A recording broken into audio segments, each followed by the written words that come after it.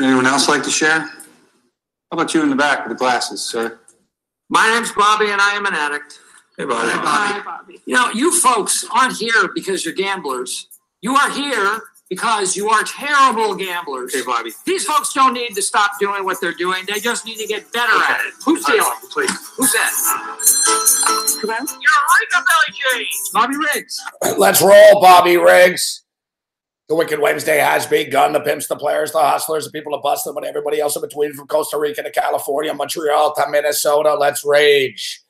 It's the Wicked Wednesday edition of the program. It's a playoff edition of the program, a Game 7 edition, a Game 5 edition, and a Babano edition. Except unlike last week at this time, and man, time goes by fast. I can't believe it's already been 7 days since we were in Halifax doing a show. Unbelievable. Holy crap, life goes fast. Maybe it's because I'm still recovering. But, man, it feels like it was like, I don't know, 3 days ago or something like that. But we were unable to give Babano the hook. I don't know. The HP got us on the air, man. But once we were on, it was a little chunky and clunky. Speaking of which, I have to return it in the morning. So I can't stay on. I say this every fucking night. I'm on till 2 in the morning. You know, I do a show during the day and shit, man. It causes me problems and shit. Yeah, I'm on till 2 in the fucking morning. God, I hate this fucking chair. Fuck, man.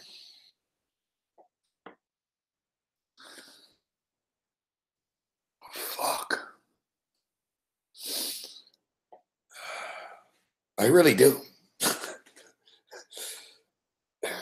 Everything's just a little off. I'm gonna move over or something. Fuck, man. Something's not fucking right, man. Motherfuckers.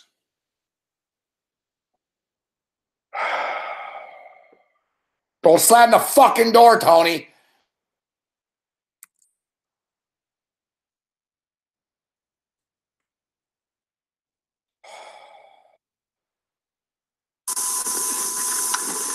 The Winnebago concepts and engineering departments have developed a multifunctional bathroom. Privacy, I don't know what the fuck I'm reading. I wonder what the fuck the real dialogue is. What the fuck is this thing? All of the windshield, for fuck's sake. Oh, fuck. What the fuck did I say? That didn't sound for shit, did it? And here, under the hood, we stored something that'll really come in handy if it doesn't fall out and break my leg. Ah! What we're doing is we're building a fucking industrial film, trying to give these guys everything they can get. I mean, that's it. Fuck it. I don't even know what the fuck I'm saying. I don't even know what the fuck I'm saying. I don't even know what the fuck I'm saying.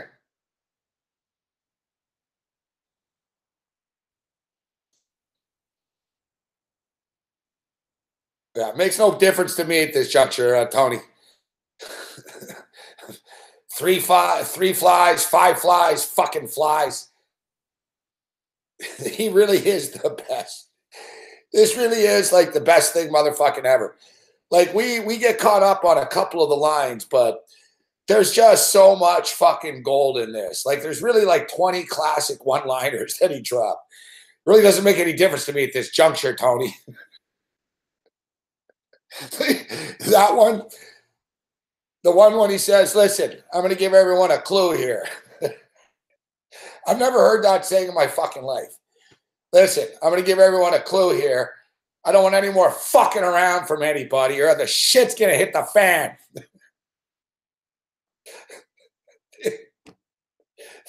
Can you do me a kindness? Tony, can you do me a kindness, Tony? He fucking kills me, man. My favorite line, though, really is, don't slam the fucking door, Tony. My favorite part's all the Tony lines, folks. Don't slam the fucking door, Tony. What's the goddamn line say, Tony? I don't give a shit, Tony. What's the goddamn line say, Tony? Tony, can I get a towel? And the fucking Tony whips the towel out.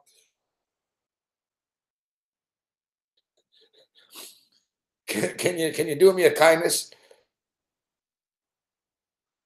Yeah. Why can't I remember any of this? I know his pain too. Like he really reminds me of me. He really does. And It's funny because if you see the documentary, they talk to the dudes that were filming it, and they never met the guy before. They didn't know him, right? Winnebago Man is from Minneapolis. He's not really from Minneapolis, but that's where he was at the time. So Winnebago Man was like the news director of like ABC News, Minneapolis or something. And, he had a side gig where he was producing videos and shit. So he got a gig for the RV company, and he went up to Iowa to film it, and he fucking hired this crew. So he didn't know them. That's what's even funnier. Like, he didn't know Tony before that day. Don't slam the fucking door, Tony. You imagine working with this guy like 3 hours in, he must have just been thinking, holy fuck, he's a nut job. Fuck. And the thing is, it was like 100 degrees out in Iowa, and there's like flies, and the flies are sticking to them and shit. And the best part is they're like, it would have been a lot easier, but they're like, he was trying to fucking, he didn't just want to do like an RV thing. So like, he didn't just say, check out the RV R16 under the hood here, pure Americana, cut next. You know what I mean? He didn't want to do that. He went all Shakespearean and shit. So like, if you watch the video, the part where he's like, money, he comes out of the RV. He's like, money. And he flips a coin and he catches it. And he's like, innovation, the American RV, the American dream. And if you're in the documentary, they're like, man, it took him like fucking 20 times to catch the coin. And they said he was fucking losing it in between. And we told him, why don't you just not try to flip a fucking coin and catch it and talk at the same time? And he was like, because goddamn, I'm trying to fucking do the best fucking video I can here and fucking just shut up. I guess it took him like 4 days. That was like 3-4 days. That wasn't like, you can't get all that rage in like half an hour, right? It was like 3 days of shooting or something in a fucking farm in Iowa. Fuck.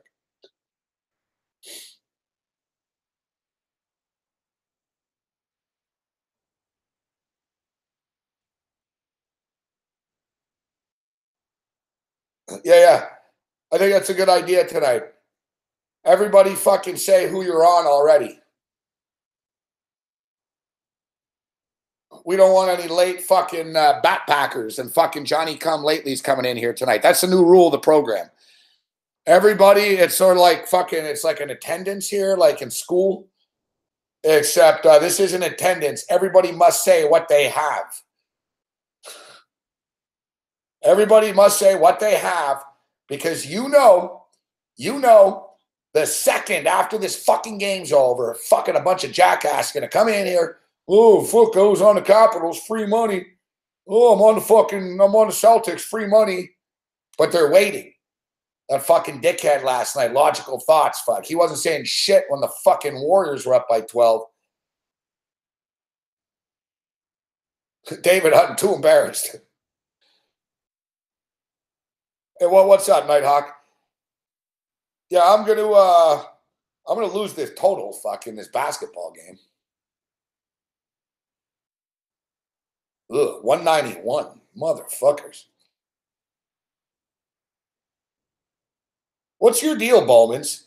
Bowman's, Bet365. What's your motherfucking deal? Oh, fuck me. The fucking Cincinnati Reds have come back and tied it. Fuck. Son of a bitch with the fucking Pittsburgh Pirates. It was 4-1, you fucking motherfucks. Yeah, what's up with this? Aren't you cocksuckers supposed to fucking pay when you get up by 17 points? They were up by 17 points earlier.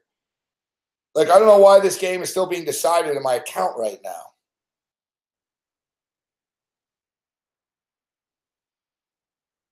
Red Sox are up 4-1. We're on the Red Sox. Texas Rangers and the Yankees are going crazy. Hockey, it's 3-0 right now. 3-0. We're on the Washington Capitals, and we're on the under 5.5. As it appears as if, though, there's still time to go here, but the Washington Capitals are on the verge here of their second Stanley Cup appearance. And, of course, they would face the Las Vegas Golden Knights, in which it'd be a fun hockey series. Great matchup.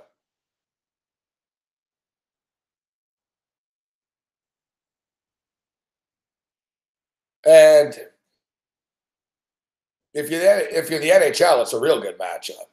You got West Coast, East Coast. You have the nation's capital against the nation's party capital. It's it sells itself. Like they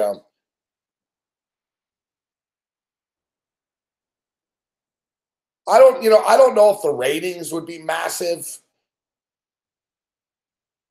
There's a lot of animosity about Vegas, in other hockey markets. Instead of like, oh, look at it, Vegas. It's more like, oh, fuck, Vegas has made it. Our team hasn't made it in 28 years type of thing. But I don't know.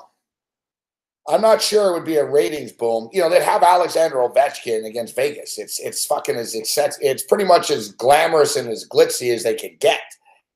It just is. The White House and Washington and the monuments and fucking the strip, like the shots and, just everything.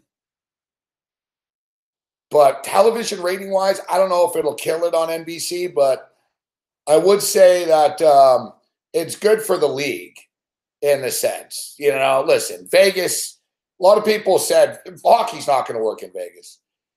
I wasn't one of them. I lived there, so I knew. And I lived there when all this process was happening. And I was there before. I lived there before the murmur even started, but I was there. And when I moved to Vegas, it's funny. I was fucking sitting in my hotel room. I lived in a hotel for the first fucking 5 months. So I'm sitting in my hotel over at Palace Station. I'm fucking flicking around the TV. I treated it like an apartment, right? Like I didn't fucking get wasted every night. Right? I did smoke weed in the room all the time. They didn't care. So fucking, I'm flicking around the TV and there's hockey on. I'm like, what the fuck's this? Fucking, I'm watching. It was the Las Vegas Wranglers of the East Coast Hockey League. They played at the Orleans Casino. Brian Blessing was the play-by-play guy. That's why I stopped. I was like, holy fuck, is that Blessing? I was like, it is Blessing. I'm like, holy shit. I thought it was the greatest gig ever. I remember the next day I saw Blessing. I was like, you never told me you were the fucking play-by-play guy for the Las Vegas Wranglers. I was like, that's fucking cool. Fuck. How much are you getting? And he's like, I haven't been paid in fucking 6 weeks. And fuck. He's like the total opposite. I'm like naive. Oh, that's great. It's like when Vince Neil got the Arena Football League team in Las Vegas. I fucking was all excited. And I was like, man, I love the Arena Football League. I love Motley Crue. And I'm all about Vegas. I live in Vegas. Fuck. I was like, I got to get this job. Fuck. I got to be the Las Vegas fucking posse. Fuck, or Las Vegas outlaw. Fucking Arena Football League play-by-play guy. And I even knew fucking the co-owner and shit. They called my bluff, basically. They were like, all right, well, you want to do it, essentially. And everyone told me, whatever you do, don't fucking do this. Fuck, don't get involved. It's a shit show. Spoke to a dude. He's like, it's a fucking shit show. I'll be surprised if they last a month. They lasted half the season,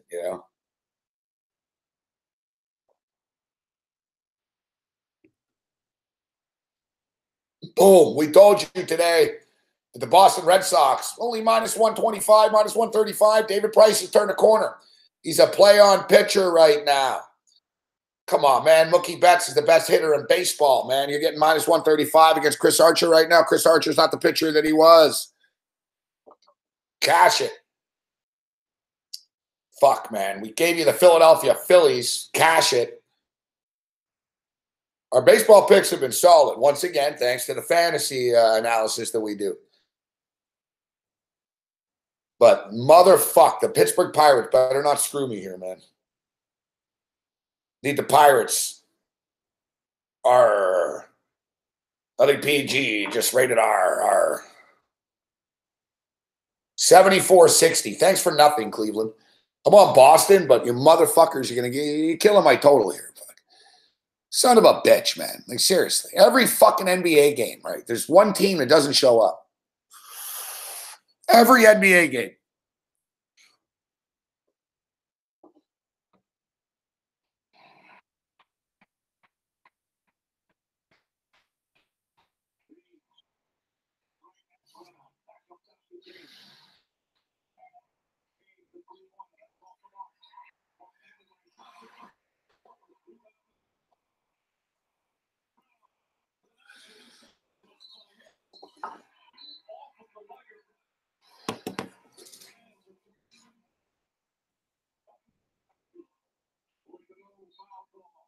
Danny Ainge is like fucking Jerry Jones, man. Motherfucker's right down there.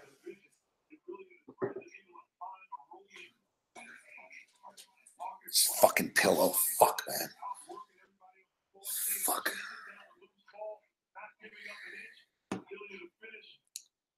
Just not comfortable.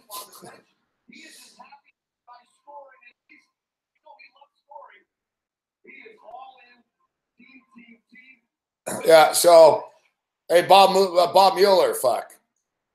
Bob Mueller's going to investigate the Washington Capitals Washington Capitals success. Must be part of the Russian collusion, fuck. Better interview Ovechkin. Better go bother Ovechkin in the locker room after the game there, Bob. He's going to come after me, the special prosecutor. Why not? You already bothered Fedor Emelianenko like he's in on some vast. Yeah, I know. Fedor fucking threw the election. Fuck. Fedor killed Seth Rich.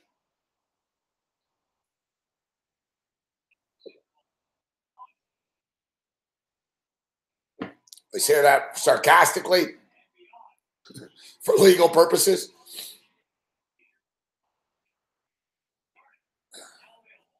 Man, you can't make this shit up.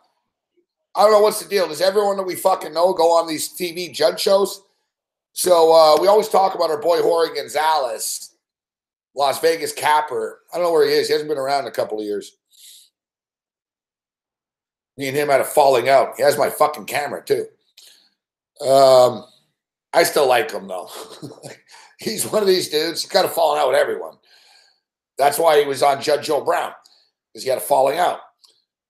So it's a fucking hilarious. I was trying to show it today to Cam. I was trying to find it. I couldn't find it. Fuck. It's not on YouTube. I was forgetting what site I found it on. It might be on like Daily fucking Motion or I don't know. One of you guys are pretty good at this. Old man's real good at this stuff. So a friend of ours that lives in Vegas, he's from Vegas. He's Cuban, fuck, the crazy Cuban. He's from Miami and shit, but so he grew up in Miami and is a high school and shit or young, but he moved to Vegas as a teenager or whatever. So he's a pretty crazy dude. Pretty good gambler though. He's like, he's one of these dudes, like he's too crazy to win money gambling all the time because he's just nuts. But he's pretty good at like seeing things. You know what I mean? Like Jorge, you watch a game with Jorge and he'll actually point shit out and tell you like, yeah, bet against this team because of this. Like he knows what he's talking about, but he's got too many like things going on. He's got too many schemes and shit. So it overwhelms the gaming part. But I swear, I'll give him credit. It was Jorge, man, years ago. Fucking, it's a long time ago. Mark Lawrence has been on this for a few years too, but I swear, I remember Jorge. It was like 2012, man. He was telling me, he goes, don't bet point spreads. Because I remember I told him I like someone +4 or something in the NFL. He goes, if you like them +4, just take them to win the fucking game. They'll either not cover or they're going to win outright. And he really was right about that. Point spreads are a scam. They're like insurance.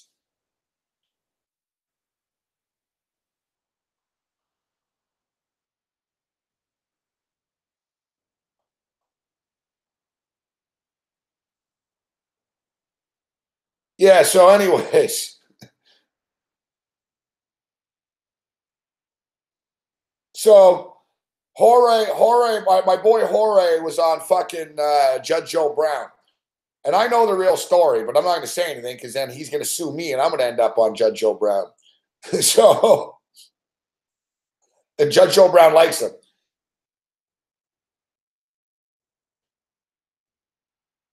Exactly, Mangler. But people don't have that mentality when it comes to football. They're like, oh, I'm not going to lay -280. I'm not going to lay -180 on the money line in football. We do it all the time in fucking basketball. We do it all the time in baseball if we think it's a lock or the UFC. I do it all the time. Like we talk about it all the time in basketball, man. And look at the March Madness. I'd rather lay -150 than fucking the team win by 1 and me get screwed over when they're 3-point favorites. Yeah, so it's fucking hilarious. My buddy was on Judge Joe Brown, and our boy Mark O'Leary, old man, who's in the chat here often, He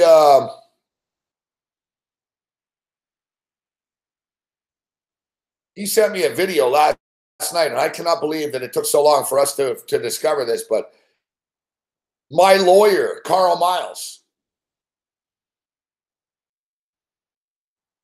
one of my attorneys, one of my Better Call Sauls,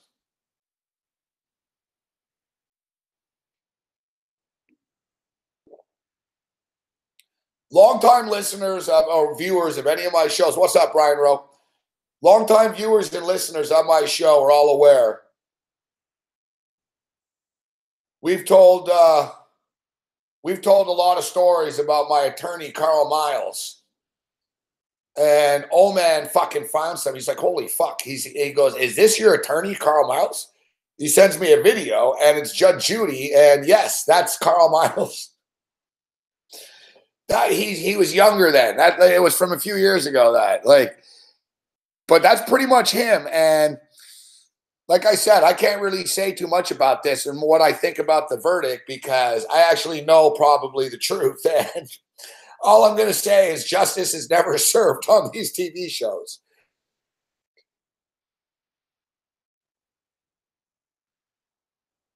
He did look high.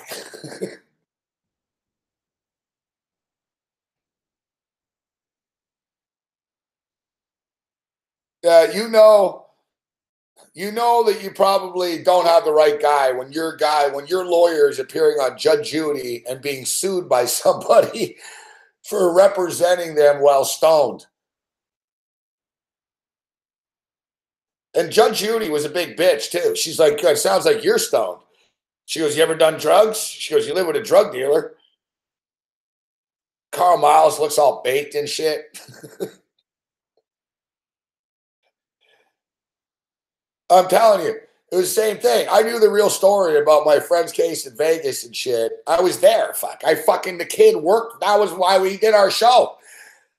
That's why it was surreal to watch that on Judge Joe Brown. I knew the whole story. I met the kid. I met the kid's father. I know Laura. Hey, I was there. That kid worked on shows that I did. I've done shows at so many motherfucking places, but what was the name of that place? You guys are better at this than I am remembering. Remember we did the show at the Luxor in Vegas, and it was like a sports memorabilia interactive place. They threw a lot of money into it and shit, but I knew it wouldn't work. It was fitting. It was right next to the Titanic display in the Luxor. Forget what it was called. Pro Sport, MVP, fucking, I don't know, man. I've done a million of fucking these things. But if you remember, we did our show out of the Luxor for like fucking a month or something. And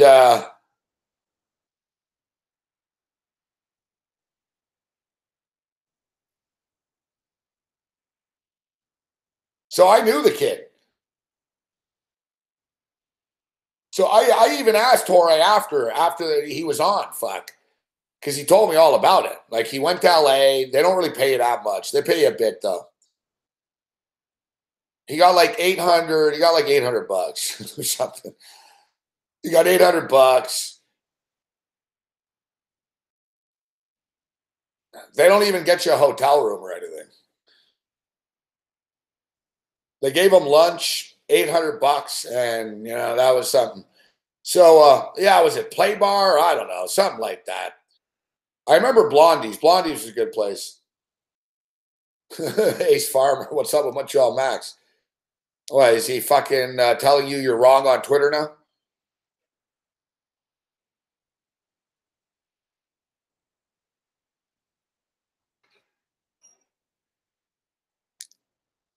So yeah, like Jorge told me after, he basically stated, he goes, oh, I knew I was going to win before, And he goes, the way it works there is they already have their mind made up, It's TV, right? And it's quick. It's like 8 minutes and shit. So basically, the judge decides before which person's going to be the one that fucking Judge Judy yells at and which one will shut up and just smile. And our boy Jorge didn't say a word. He just put a sweater on. He looked all like cheesy in his sweater, and he's just smiling, trying to look innocent. And Judge Joe Brown's like yelling at the kid, yelling at the father. And even I'm thinking, I'm like, man, you're an ass. I was like, man, the kid and the father actually have a case here. But I guess it's entertainment, and they agreed to do this and go on TV. So the best is like they got chewed out, lost, had to pay Jorge like $400 for the appearance and shit. It was fucking hilarious.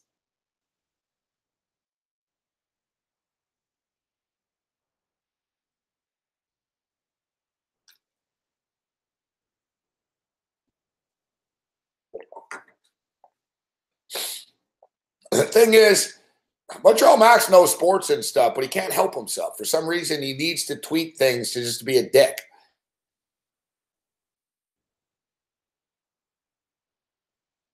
And then he gets all fucking freaked out if you're a dick back to him.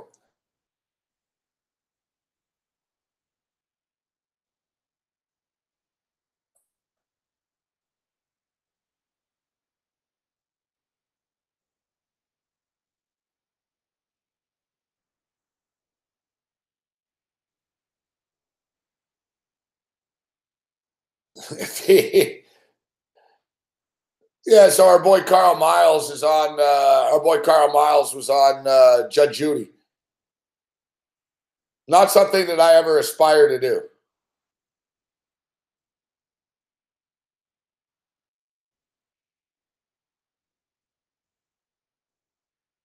All right, so 3-0, 5 minutes remaining in a hockey game. It's getting close. It's getting close. I'm not going to ask you. Yeah, I've met him twice.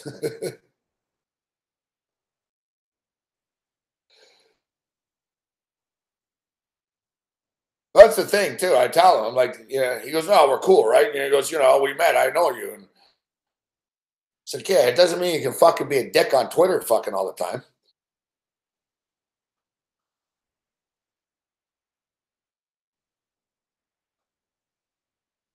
All right, see, I'm not going to, I don't want to pull a Tim Anderson. Nah, there's no need to call up Vlad Jr., Chris Edge.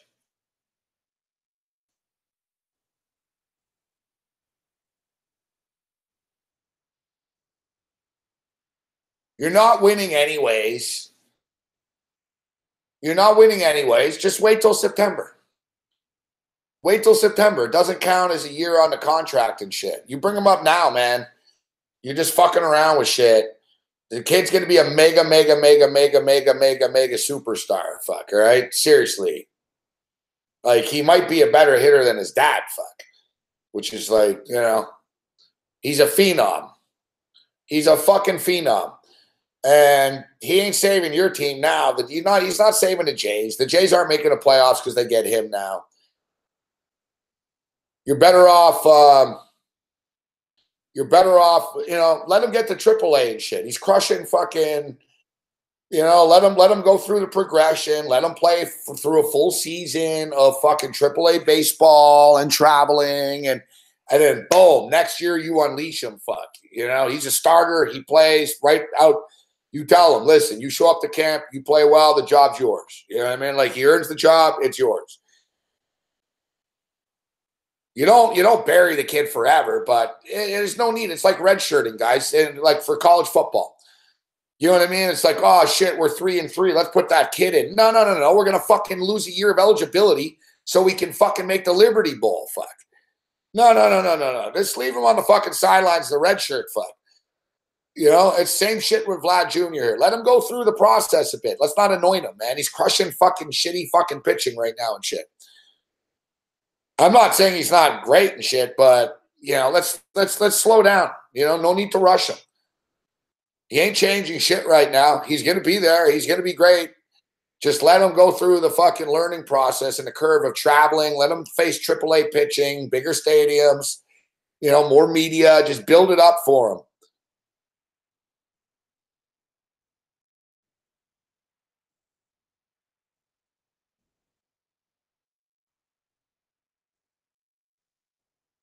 Yeah, exactly. He's in Manchester. I mean, fuck. What's he playing? Double A ball? A ball? He's playing A ball. Fuck, like, you know. I read something interesting. A guy on the Oakland Athletics said today. I forget who it was. It's basically a kid it's a guy that got called up from AAA. He's a young kid, but he couldn't hit in AAA, and they were baffled by it because they were like, fuck.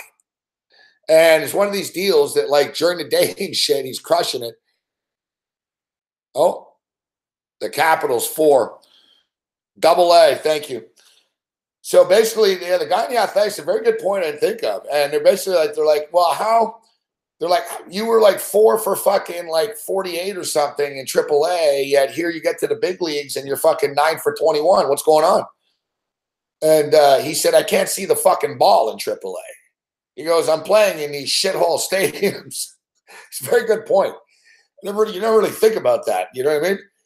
He's like, man, he goes, the stadiums I play in are very dark. And he goes, you can't see the rotation and the spin of the ball. He goes, in the big leagues, you can see the rotation and you can tell what kind of pitch it is. He goes, I find it much easier to hit the ball here. He goes, I can actually see it. Very interesting.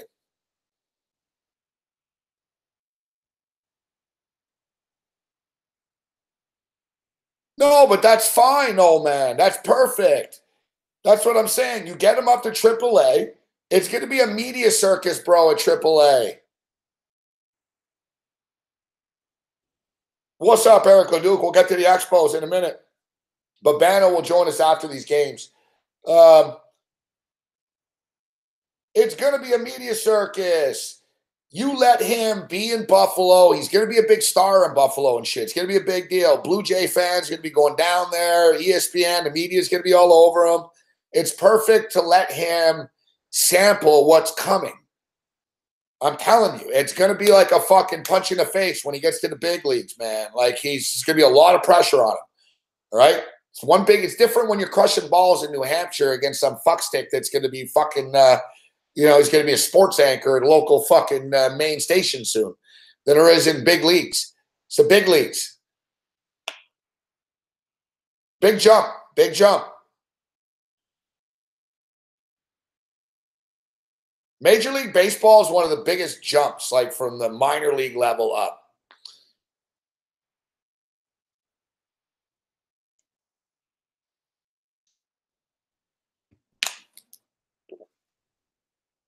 Like, if you're good, you can walk off a college basketball floor and throw it down in the NBA. Look, Jason Tatum does. There's always fucking good rookies in the NBA. And, I'm saying a year or two. You know what I mean? Like, it's not like this impossible, like, oh, fuck, it's a fucking tough jump up from college basketball to the NBA. If you're an elite college basketball player, you'll fit right in the NBA. Like, if you work hard in the NBA, you'll be good, type of thing. NFL football, same thing. Why do you think this fucking so many kids are taken from Alabama and Michigan and Ohio State every year? Because these kids can be taken off the field, bing, from Tuscaloosa, bam, to New Orleans, bam, to Pittsburgh, bam. You can drop these kids, little bit of a learning curve. A few of them will fail, but I'm talking from a physical and sort of from a sports standpoint. There's nothing overwhelming about it for them. You know what I mean? You go from college football to the NFL, it's the same fucking stupid sport. Everyone, this or not in the NFL, whatever. The only difference is everyone's fast suddenly. It's like music. Suddenly, everyone's fucking, playing faster, But it's like, if you're good, all right.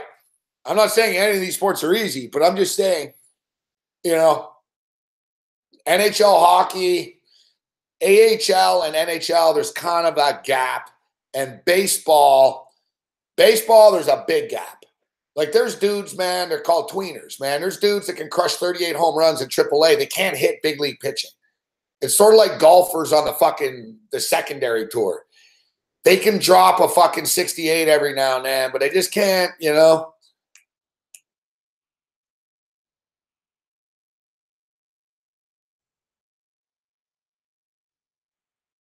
All right.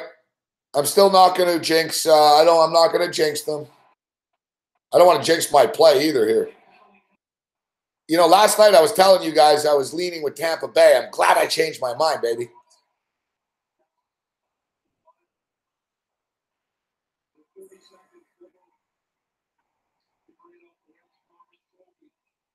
I'm interested to see whether they touch it or not. They should touch it. If I'm Ovechkin, I'd pick it up, kiss it, fucking go like this. Like, they should touch it. Ovechkin's on the ice. Good for him. Good for him, fuck. This guy's taken a lot of bullshit over the years from people. He's a great player. Man, I'm so torn. We'll ask you guys. All right, who's going to win? Yeah, that'd be awesome. Fuck, pick it up and bam, we want the cup. Fuck. Ah.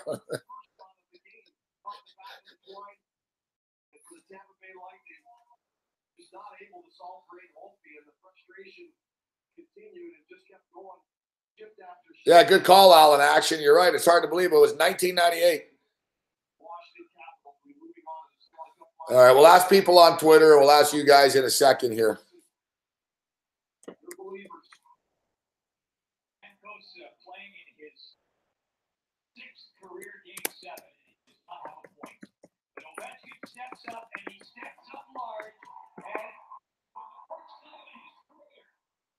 Good for him.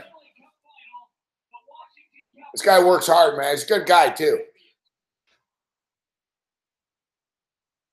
Ovi's a good guy, man. You know the story this year when he was in Winnipeg? Of course, always Winnipeg, right? And he was in Winnipeg, and it's fucking cold in Winnipeg, man. It's fucking cold there in the wintertime. He was walking down the street near the arena, and there was a homeless dude. Homeless guy didn't know what the fuck he was. Just some fucking homeless dude. He's spare change.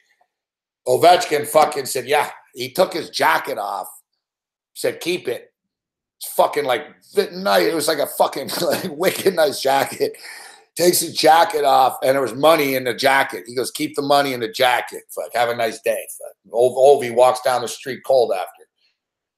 And Ovechkin, they said, did you just give like his team, they said, did you just give your fucking jacket to a fucking homeless dude? And he said, yeah, fuck. You know, I know what it's like not to have anything. But he's a good guy, this guy. He's not a dickhead, Ovechkin. He's a real competitor, too, this guy.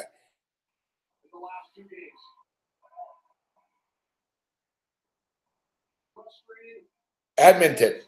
Same thing. Cold. Same shit. Cold. Edmonton, Winnipeg. That's like saying fucking Akron and fucking Scranton.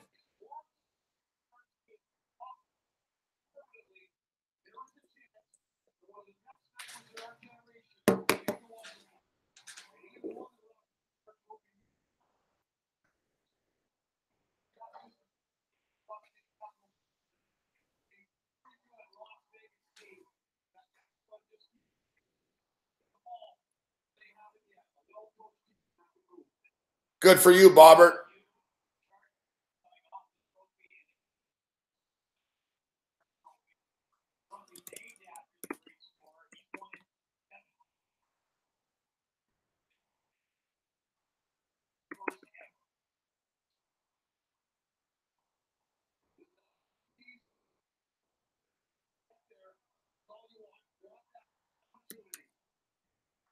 Give me 1 second.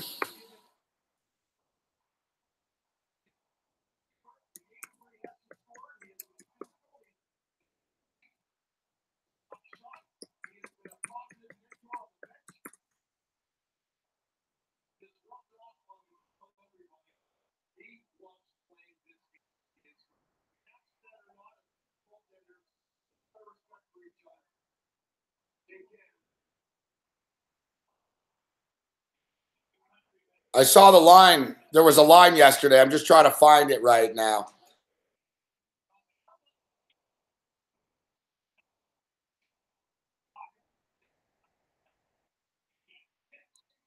Here we go.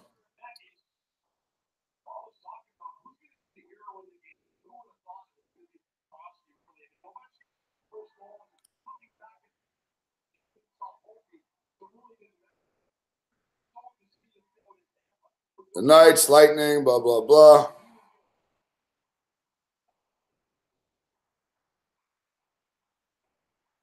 Westgate, Las Vegas Golden Knights, minus 140. Over. The Washington Capitals are Stanley Cup underdogs. Chuck Esposito, Caesar, says Vegas Golden Knights, minus 160. Stanley Cup final. So the Vegas Golden Knights are the favorites to win the Stanley Cup right now. I got to tell you, man, this Washington Capital team's a dangerous motherfucking team, man.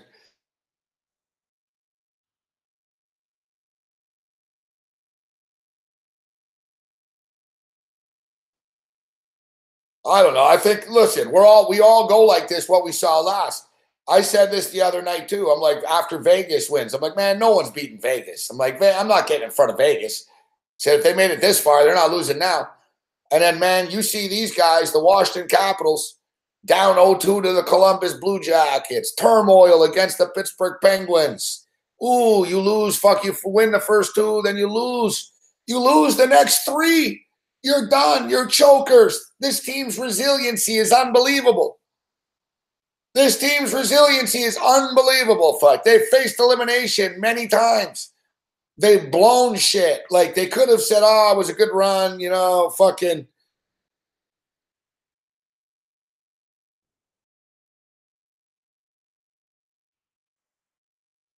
This is a resilient team.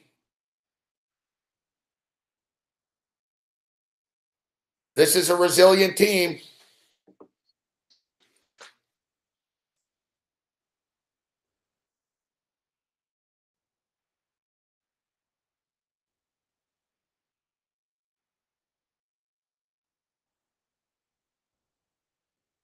All right, we'll fire off the poll question on Twitter.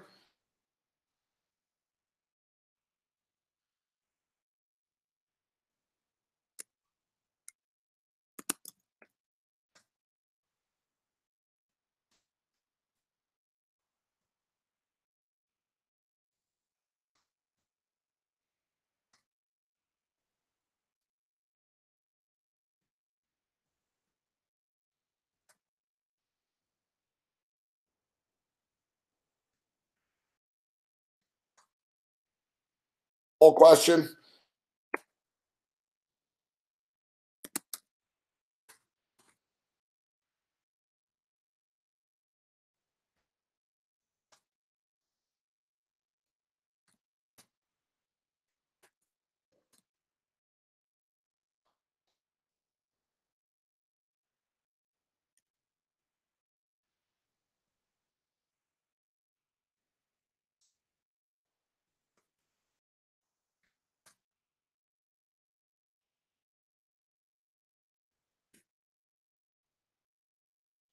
All right, and it's been sent. So let it be written. So let it be done. I always got to remember to like these polls because I can never fucking find them because now I'm going to get a million fucking tweets. So I said, who you got? Stanley Cup. Vegas born, all caps. Vegas expected to be in the minus 140 to minus 150 faves.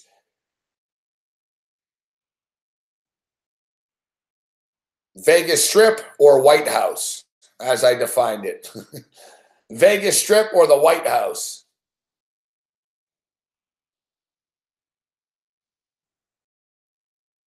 Now I ask you guys right here. All right, hold on. We're going to make this official. Or you can just vote on my fucking Twitter. I was going to say I'll write it down, but we'll see here. All right, starting now. Who you got? Vegas or Washington? Who's winning the Stanley Cup? Let's get a consensus going here.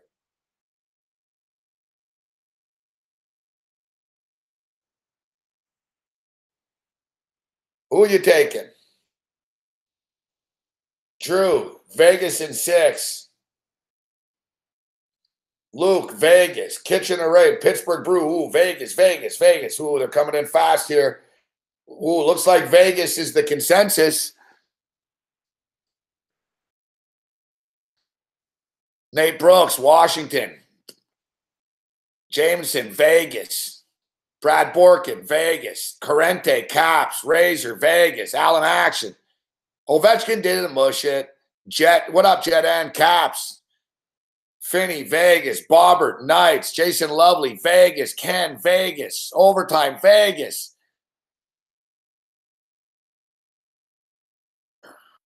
Rubelov, Caps. Deadman, Caps. Alex Z, Caps. Van Fop, Caps.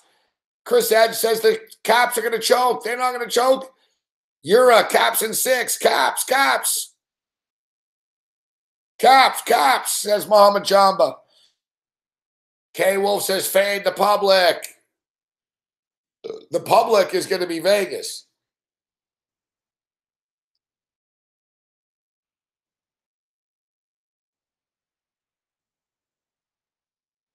Yeah, I like that, Gurdeep. Fuck the Vegas casinos. Fucking hate them. Big Will's on the Caps. Sander Cox on the Caps. Where's Bruce Chad? He's the deciding answer.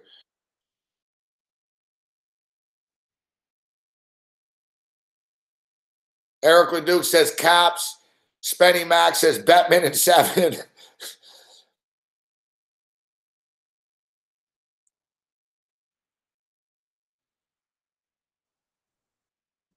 There ain't no curse on the Caps. Dude, they were down 2-0 to the Columbus Blue Jackets. They came back.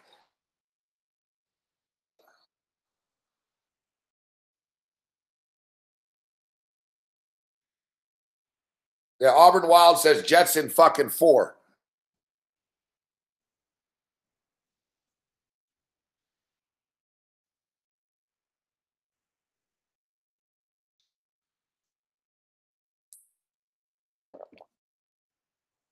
If Auburn Wild comes in here tonight, did I boot him the other night? Did I finally boot him? I don't remember. I think I might have, didn't I?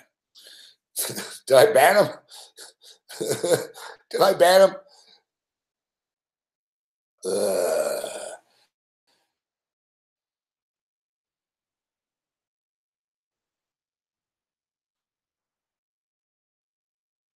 Yeah. Who does yeah, so oh, I did boot him, huh? I did, huh? No, I put him in the timeout. I undid it. That was what I did. I undid it. I was gonna say though, if he shows up tonight and starts talking shit, just tell him about how Vegas and Washington are both far superior cities than Winnipeg. All right, who the fuck did Drew? Did Tim just pick did Tim Anderson just pick them in 6? Let me see Tim Anderson. Who did Tim Anderson say? He probably responded to my poll question here.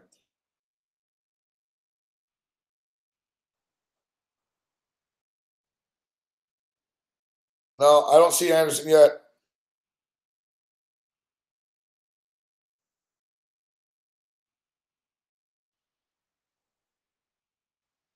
All right, we've already got 72 votes. Look, I sounded Canadian, by the way. I said votes there. It's FUBAR. We got 72 votes there so far. Eh? Stanley Cup there. Who you got? Stanley Cup. Vegas born all caps. Westgate in Vegas has just posted a number, -160. It'll be lower offshore. That's Vegas's number. Yeah, I bet you offshore it'll pop up 130 and shit. Basketball. Another great effort by LeBron and the Cavs. They scored 73 points. There's the greatest of all time right there. Another blowout. Swear to God, fuck. LeBron's lost more games by fucking 20 points in this fucking playoffs than Michael Jordan lost in his life.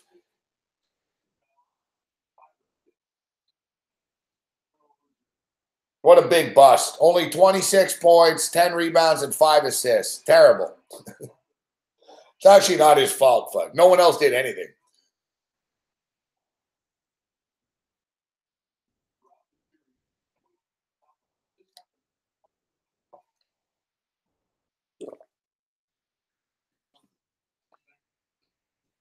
See what they just said. Brad Stevens said that, we can't stop LeBron James. We just have to make it hard for him. That's what the Raptors did not do. The Raptors have the attitude, well, it's hard to stop LeBron James, huh? It's like, well, I don't know. You could fucking try. I should have taken the fucking Celtic team total, man. I talked about this on the radio today. I said, Cleveland might quit and get pasted, man. Maybe we're better off taking the team total. The team total was 102.5. Might not get there still, so I don't know. Whatever, man. I got the Boston Celtics. I got the over. I'm gonna split, but I fucking jackasses always come out of the woodwork. Hey, Morency, good pick. Hey, how come you had the fucking how you had the Warriors last night? All these idiots in the chat. Where are you fucking pieces of shit right now? I had the Washington Capitals and the under 5.5.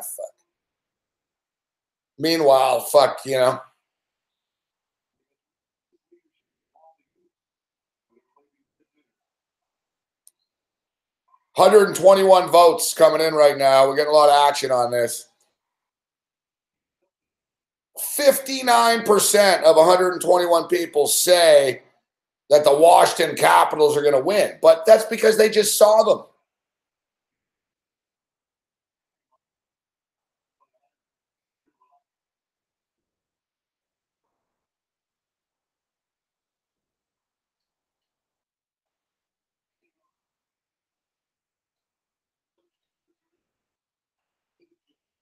All right, so what did I missed this. So what did he say?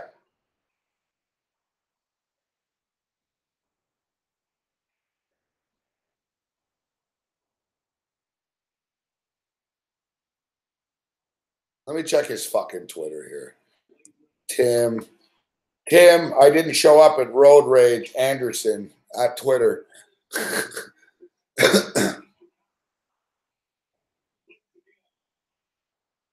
Oh, you answered my poll. Yeah, but you didn't answer who was going to win. You just said who you want to win. Why would you want Vegas to lose more than any other team that you've seen in a long time?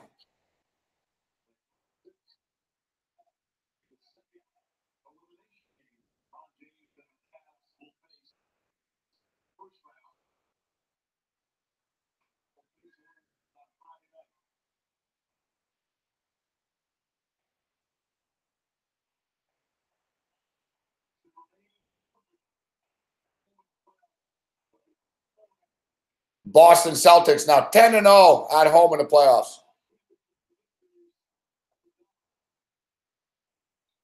Great job, Cleveland. 79 fucking points. Fucking UCLA women's fucking basketball team can score fucking 7. You guys are just gutless, fuck. Fucking NBA. Another great game, fuck Silver. There's your integrity fee, huh? Integrity fee. You should be paying people to watch this bullshit. I got money on this and I'm bored. It's fucking terrible. 96-82. So whatever, man. Now they'll go back to Cleveland and Cleveland will win. They're going to go back to Cleveland and Cleveland's going to win. Then they're going to go back to Boston in a game 7 and Cleveland could win game 7. This son of a bitch, this sucker's going 7 games. Just I should have fucking bet that, but like I told everyone, fuck. I said before the series, it's going 7 games. Hey, LeBron, get off the scores table. You're blocking people's views. Fuck. Hey, there's Man Bun. Aaron Baines, Man Bun. I hate Man Buns, but I'll tell you what, fuck. I like Man Bun better than fucking Joel Embiid. You're a fucking... You figure Joel Embiid is such a dumbass, fucking bitch-ass motherfucking clown. If you remember like they were losing. It was 3-1. He dunked and he talked shit, and Horford looked at him like, fuck, are you stupid? Horford like did the old like pointed to the scoreboard like, you're losing and you know that it's fucking, you put up like 3 games, like right? Like that you're getting your ass handed to you. Like I said, he dunks on someone and he poses and he makes these things, and then Horford slaps the ball in his face. And like Embiid doesn't. Oh, so Embiid hasn't been playing, and this fucking cocksucker. Fuck, I don't like this guy. Fucking Embiid. The dude's in fucking the Bahamas right now because your team fucking got eliminated because you're a bitch. So you're in, you can't play every back-to-back days. Maybe you'd have a better seed. So it's hilarious. So the other night, LeBron James dunked on fucking Baines. And Joel Embiid tweeted, man buns, only purposes in the NBA is to get dunked on. Meanwhile, man buns, one game away from going to the NBA Finals, and you're dunking on your loser buddies right now in the Bahamas.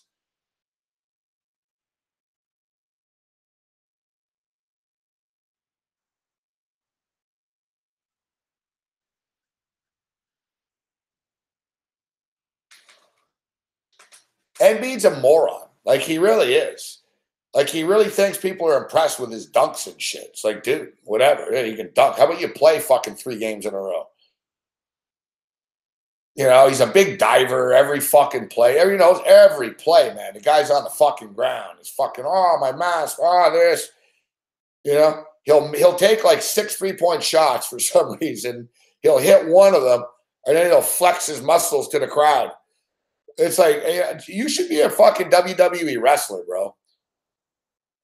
Thing is, he's a great basketball player. He really is. Like, I'm not criticizing his basketball skills. He shoots too many threes for some reason, but he really is a good basketball player. But you figure that he would be humble. Someone has now been in the league for a couple of years and basically has never played a full season. Never really did jack shit besides slam the ball on a couple of people and whip these shit. There's guys that are playing in the playground right now, fucking at Fairfax High School in Los Angeles, that can dunk like you can, bro. Like, you know? I don't know. I guess he thinks it's a show and all this shit, but the Sixers ain't winning shit, moving forward. He's not a winner.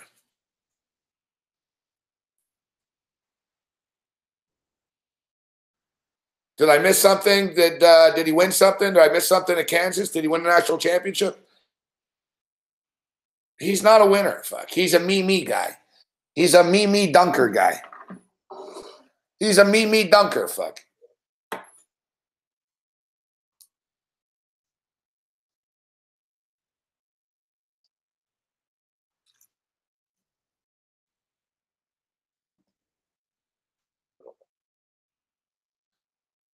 But it proves to show just how stupid he is and how stupid some of these young kids are, that he actually is so stupid that you go on Twitter to troll someone who beat you and is now on the verge of going to the finals. Like, no one's even, like, he's just desperate for attention. No one's thinking about him or something. Like, he really is just a fucking clown. He said, what's up, MVP? Good to see you, bro.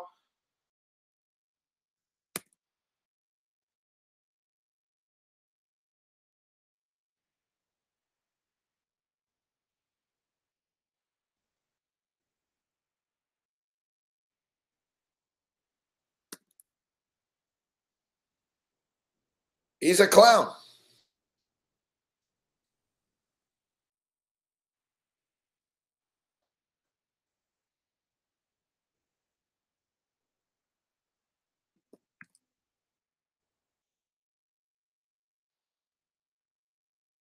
So what, Pittsburgh and Cincinnati are still playing right now, huh?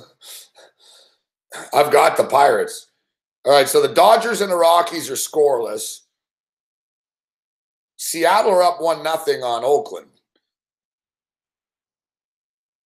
But Oakland's got first and third right now. I actually like Oakland in this game. I actually like the under, too. But I got first and third with nobody out. I'm going to grab this right now. I'm going to take Oakland. It's -120, but I got runners on first and third with nobody out. Bottom of the 4th inning. They're down 1-0. I just clicked it. -120. We're in. Are we in? Are we in? Are you in? You need an edge. You need an angle. Yes, we're in. Ooh, we've got the Seattle Storm. Riders on the storm. In this house we're born. Riders on the storm. Seattle Storm and the Phoenix Mercury. Some WNBA action. Some of these chicks got bigger balls than these fucking dudes in the NBA do.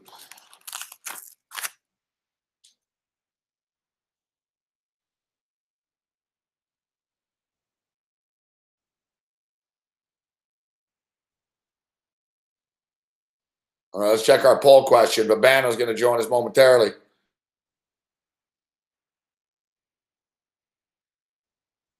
Our poll question. Ooh, already 175 votes. 58% say the Washington Capitals.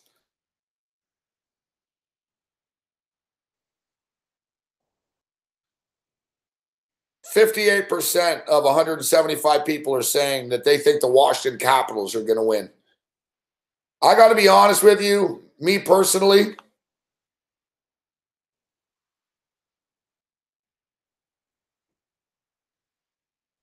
we sent you the link, Babano. Me personally, I'm not giving my official pick right now, but I'm leaning with the Washington Capitals.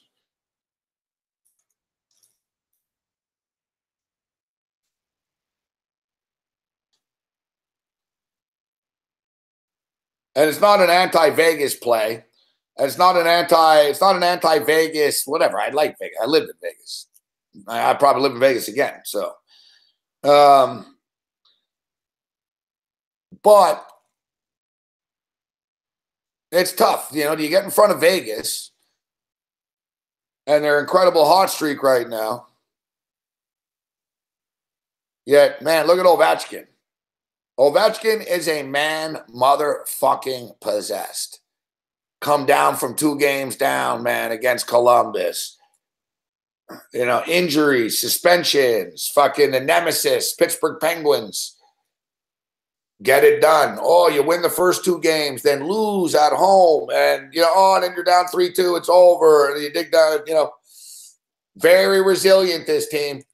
And you look at Barry Trotz. The guy's been here so many times, man, and close. Just can't get there. Barry Trotz gets there. Ovechkin.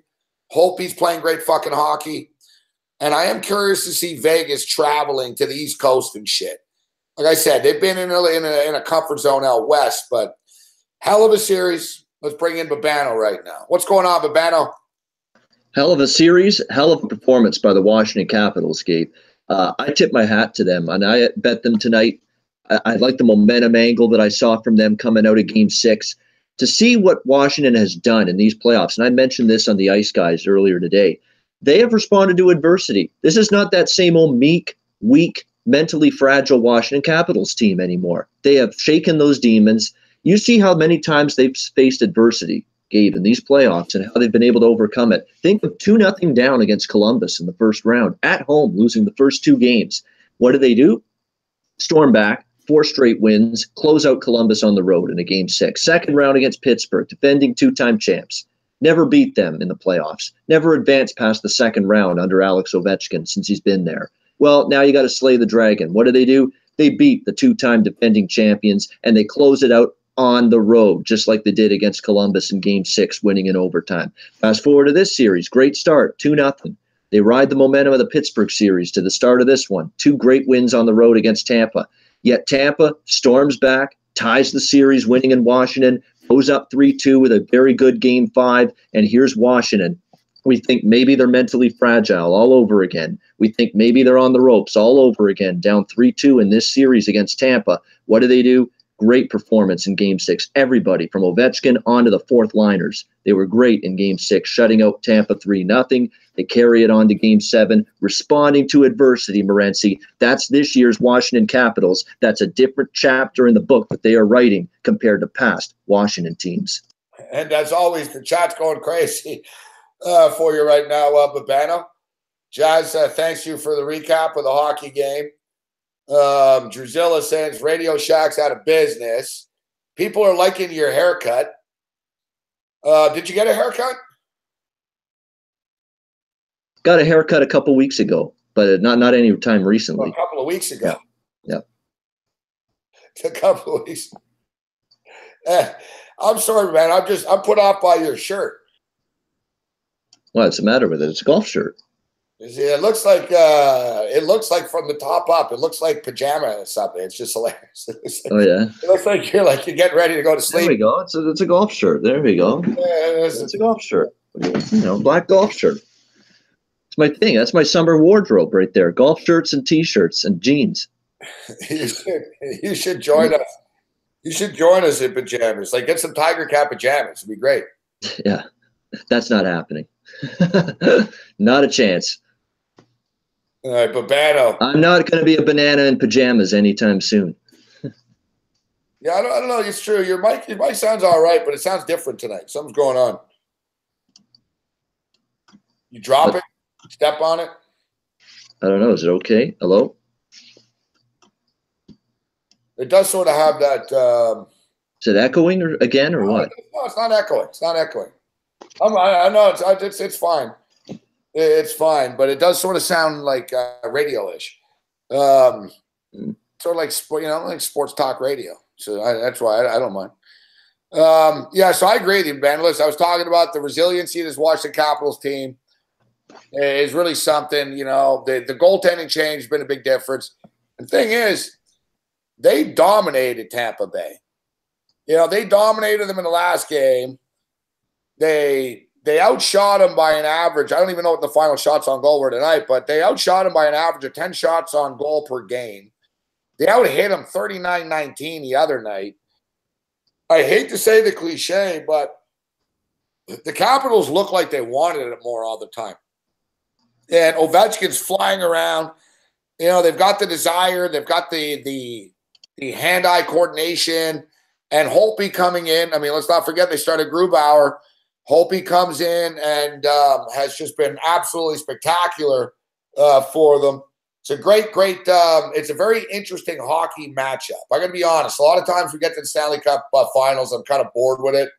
But this will be interesting. Two fast teams, two teams that can put the puck in the net, two teams with red-hot goalies. And, Vegas, I find that Washington are very similar, actually, to the Winnipeg Jets. Maybe not quite as physical, but Washington are pretty physical, right? They're not the old Caps. They're not just a bunch of European dudes and shit anymore. That's why, if you talk to Oprah, you talk about their success. He talks about their physicality and how, the Caps could tell they were fucking sort of breaking the will of the Lightning players a bit as the series was going on. And that's why they kept banging on them. You're not going to break Vegas's will, but Vegas's team advantage is their speed and their forechecking, which could be nullified a little bit. It's going to be a hell of a fucking series, man. I'm glad I don't have to bet it right now. We got a poll question up on Twitter. People are taking Washington at a 58% clip, but they just saw Washington play, right? So maybe I should redo the poll question in 2 days too. You got to really think about it too long and hard. Who had the tougher path to get to the Stanley Cup Finals? Because I think Vegas had a tougher conference final. Oh, did the Pirates just win? Winnipeg. No, they didn't win. It's the top of the inning. So Cincinnati's going to have to bat, but they're up now, 5-4. Oh, 5-4. Good. But they are up. Yeah, so that's good for that. With Homer Bailey on the mound, it's fucking Oakland Athletics didn't get anything out of that. Too unbelievable. He actually didn't pitch too bad tonight, Homer Bailey. Better than he's usually been, which isn't saying much. He was like marginally better, which is like 5 runs in 6 innings or something like that. Still not very good, but it's better than what he was doing. But this series, I mean, Vegas went through LA, San Jose, and Winnipeg. Washington went through Columbus, Pittsburgh, and Washington, and Tampa Bay, I should say, to get through to the Stanley Cup final.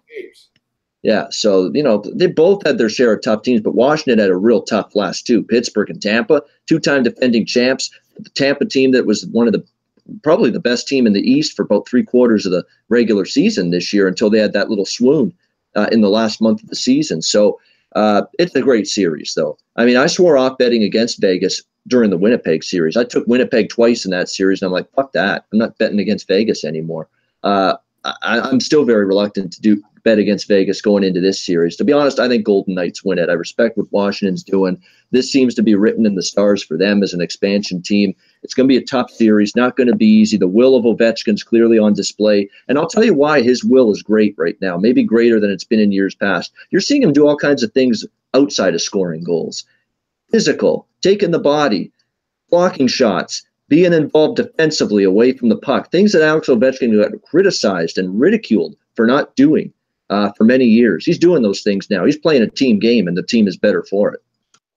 The Las Vegas Golden Knights have home ice advantage in this series. Starts on Wednesday. Monday. Monday and Wednesday. So it's Wednesday now. Monday and Wednesday. So what's that? They got Thursday, Friday, Saturday. They have 4 days off in between here. We saw that Vegas were a little flat after being off for 6 days in game one against the Jets. That'll be something that's interesting. But, now Washington's going to be off for 4 days as well. So it sort of nullifies it a bit. I remember Washington, I think at one point this season, having a pretty good record off 3 days more of rest, 3 days or more of rest. I don't know how they ended the season, but I know early on they were very, very good win-loss wise with that kind of profile. And obviously they're going to get at least 3 days of rest because that series isn't starting until next Monday. So you're going to get Thursday, Friday, Saturday, Sunday. There you go. You're going to have 4 days of rest before game one on Monday. So Washington might be a bet on spot in game one, just because we know we've seen something out of Vegas now. We're against Winnipeg. They didn't play their best game with a long layoff in that first game against Winnipeg. So that's going to be something to monitor. Washington might be a good game one bet on spot, and then Vegas gets their game going in game two and beyond. Not saying it's going to happen again, but we saw it in Winnipeg series in the conference finals that Vegas didn't play all that great in game one, and then they were fine after that. All right, they played December the 23rd in Las Vegas, and the Golden Knights beat them 3-0. Let's see.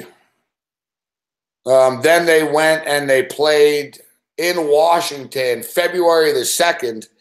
Vegas Golden Knights beat them 4-3. They're in different conferences, so that would be it, right? They'd only played twice. My buddy Dana Lane's confident. He says, I can't wait to see the cup in Fleury's hands. He already thinks it's over already. Homer opinion, yeah. Little premature. I know. Jeez. Slow down, Dana. Vegas fans are getting cocky. Yeah. Oh, we're up to 219 votes right now. A lot of feedback on this poll question. 55% say Washington Capitals right now. But they opened up at -160 in Las Vegas. But that's pretty skewed, right? Most of the time, the Super Bowl number in Vegas, that's going to be the number. Or the NBA final number is pretty much going to be the number. But this is really different. What it opens up in Vegas is almost fucking irrelevant. Like, if it's 160 in Vegas, I'm almost expecting it to be only like 130 offshore right now. Because, they're scared shitless. Everyone's going to bet on them, even though they already have it at a bigger number.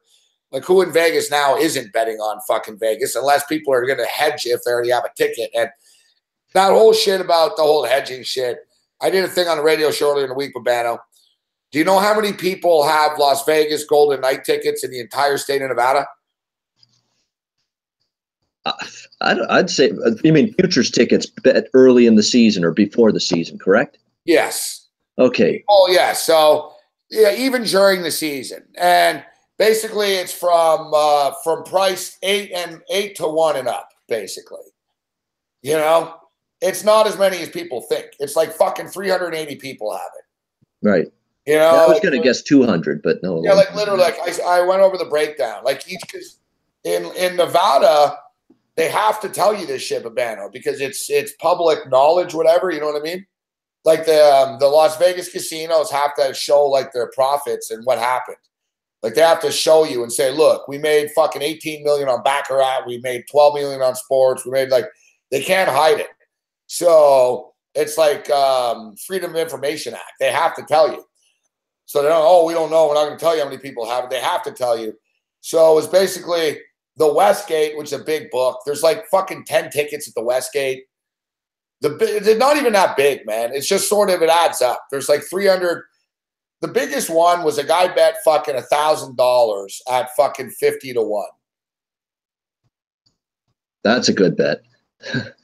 Oh, sorry. He bet $100. So he was winning 50,000, not 500,000. There's one guy that's going to win 500. There's one guy that's got a fucking $1,000 bet that pays 50,000.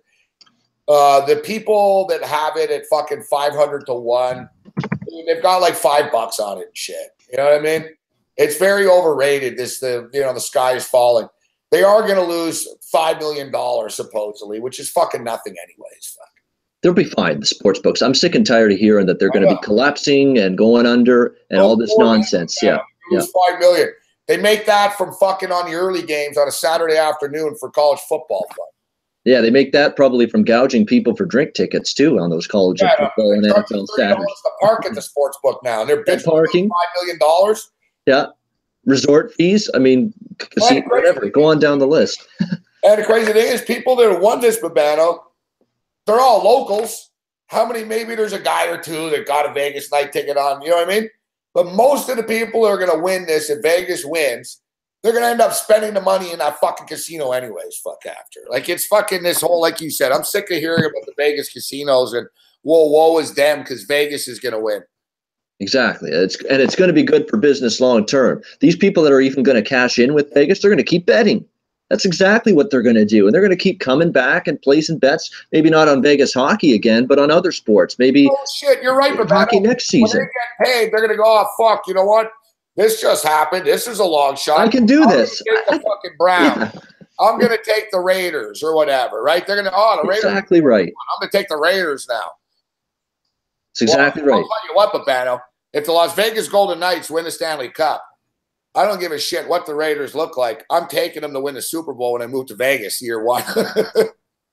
That's right. That's why the casinos are going to be fine, Gabe, because there is a song in that old musical from the 90s and movie that came out too, Evita, and it was the money kept rolling in and out. That's exactly the way it's going to be here. Yeah, the money's going to roll out paying these futures off, but it's going to roll right back into these sports books because they're going to say, hey, look at what I just did.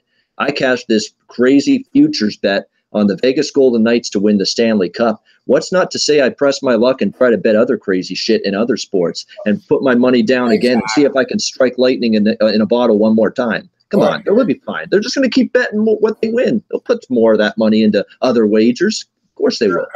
Here are a couple of the bets. I have the list here now. So, single biggest Golden Knight ticket liability for Vegas sports books. Somebody bet $400 at the Westgate at 300 to 1. It's not bad.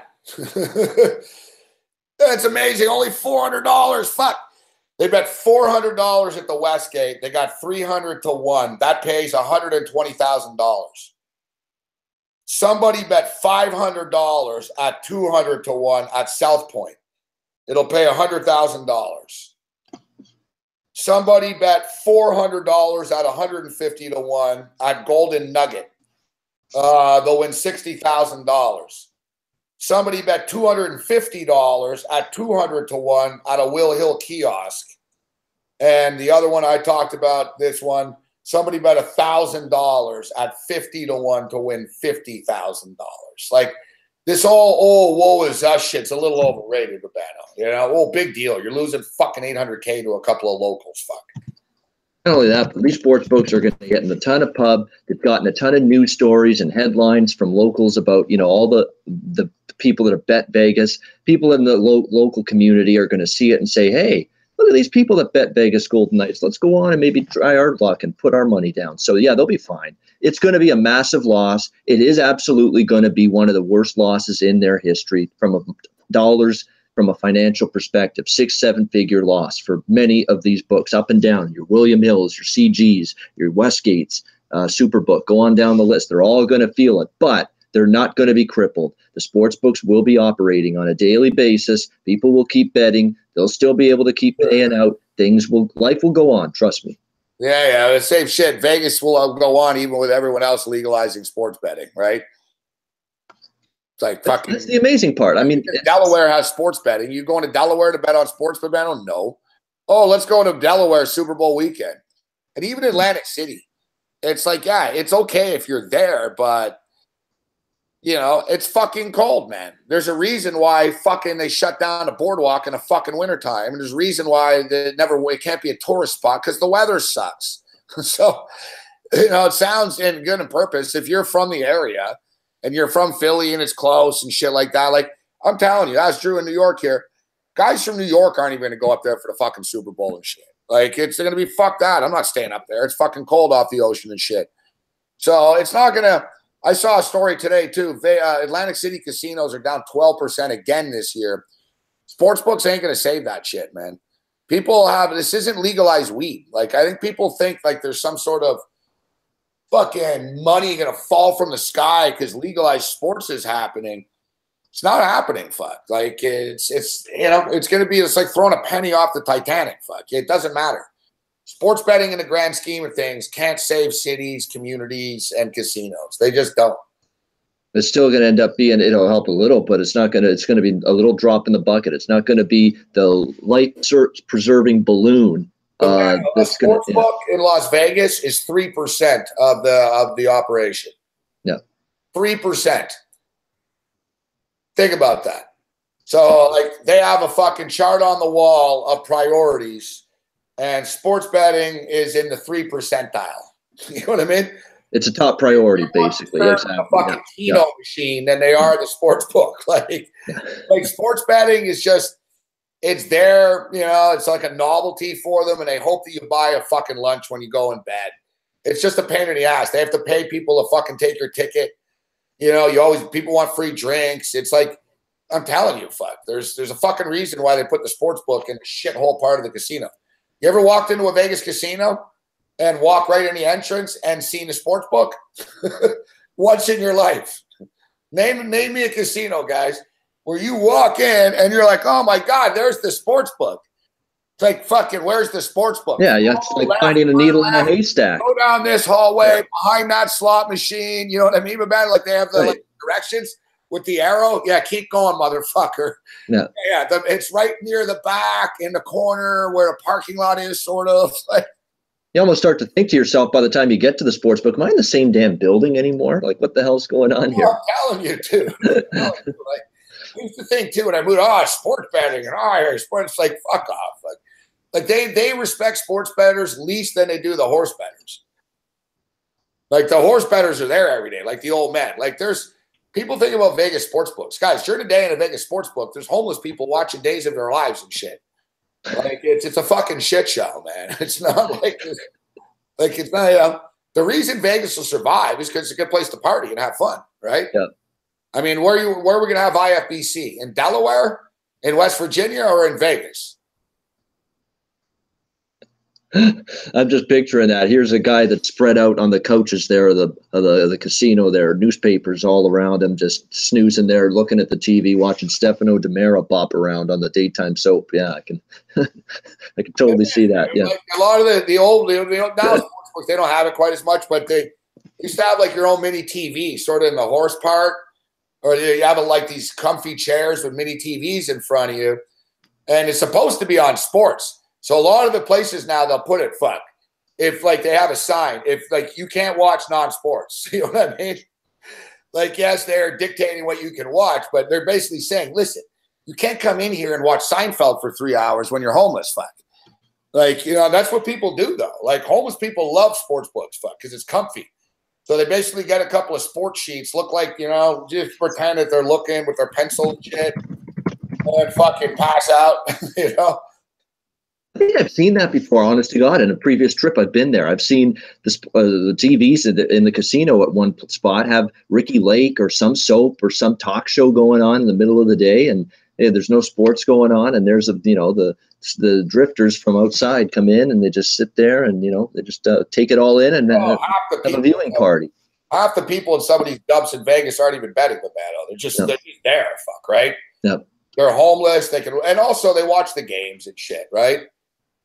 They got nothing to do. They got nowhere to go. So they fucking, basically it's a whole scene. Fuck. They'll come around. They'll hang around. They'll try to bum a couple of bucks. It's hard to bum money in casinos, though. And it's like pigeons, fuck. Like, security gets mad if you give them money. Like, I gave money to a couple of dudes to strap before, and the security told me after. They're like, listen, I know you're a nice guy and shit, but they're like, if you give these guys money, number one, they're always going to hit you up for money. Number two, they're going to hit other people up for money here. And number three, if they see you with money, they're going to rob you in the parking lot. So I was like to the security, yeah, thanks for the advice. They're like, that's really good. They're like, it's not worth it, buddy. Like, just, No. And they're like, they're not good guys. I remember security telling me, they're not good guys, right? Like, just don't even give them drink. So I used to give them drink tickets all the time because I wouldn't drink every night in Vegas, but I bet big all the time. So I used to go in and I'd get a bunch of drink tickets, and I'd get the tickets, and when I walked out, I'd throw them on the table for the local drunks type thing.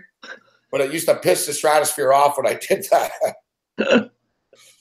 Yeah, trying to do some goodwill, but hey, I guess when you're not sure of who you're dealing with, maybe that's wise to pull back the reins and say, hey, maybe I should just leave these guys alone. Yeah. Yeah, that's going to be so, yeah, here it is right here. Stanley Cup final matchup. There is one thing I actually want to mention about this Vegas demise thing. Here's another narrative you're going to hear. You're going to hear that now with the legalization happening, what's it going to mean for the Vegas sports books? First of all, the Borgata in Atlantic City and Monmouth Park, when they open up that book, Monmouth Park book's going to be operated by William Hill USA, operated out of Las Vegas. What's the Borgata sports book going to be operated by? MGM, run out of Las Vegas. Bottom line is still going to get sucked into MGM and William Hill and all these properties in Las Vegas. How on earth are they going to be suffering by this? Oh, no shit. Fuck. That's what people. It's going to be the same companies that run everything, right? Like, yep. Like you said, Will Hill's at Monmouth. Cantor's already fucking cutting deals in Atlantic City. MGM's going to get in there. That's, you know.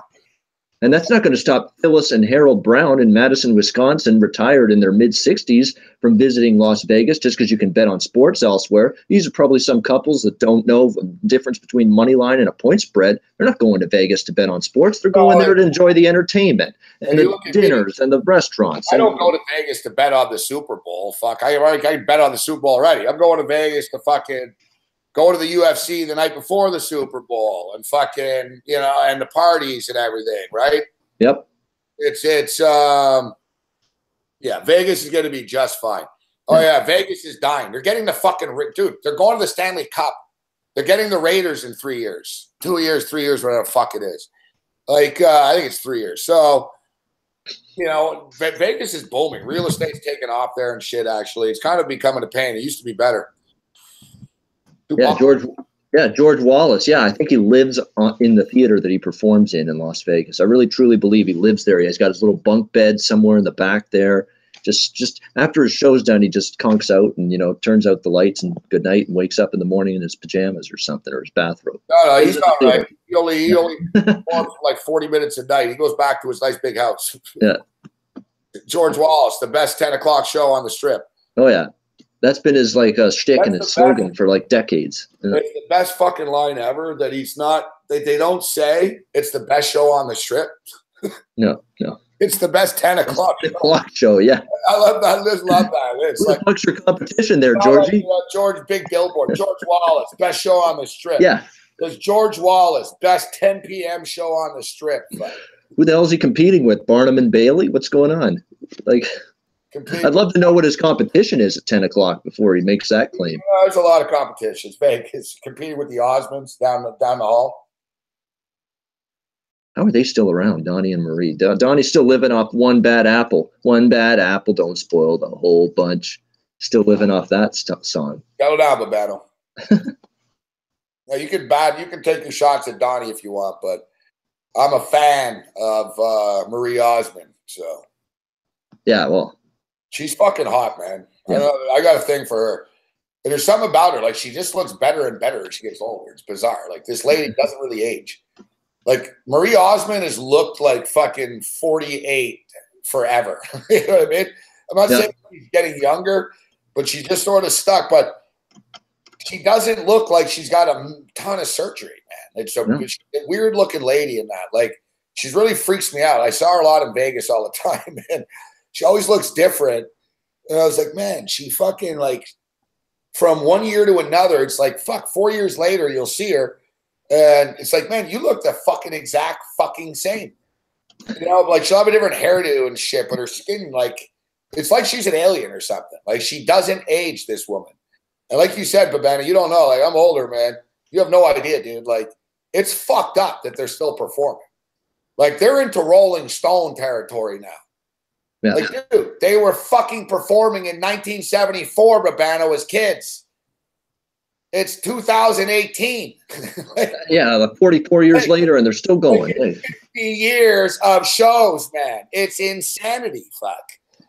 Yeah, it is. It is crazy. It's like the Rolling Stones starting in the early 60s. What, 1961 or 62? It's when they were starting to perform, and they still are 55 years later. I saw an interview with her. So like How's Keith Richards not dead? How's Keith Richards not dead 30 years ago? Never mind now. Yeah. A lot of teenagers in him.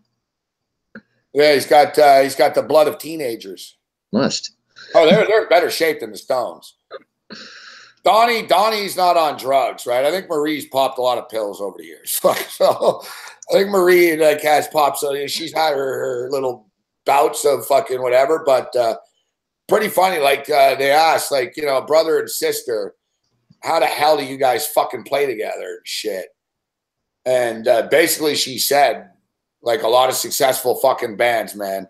She said, we don't talk.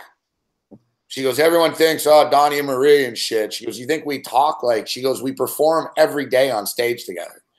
She goes, I see him on stage.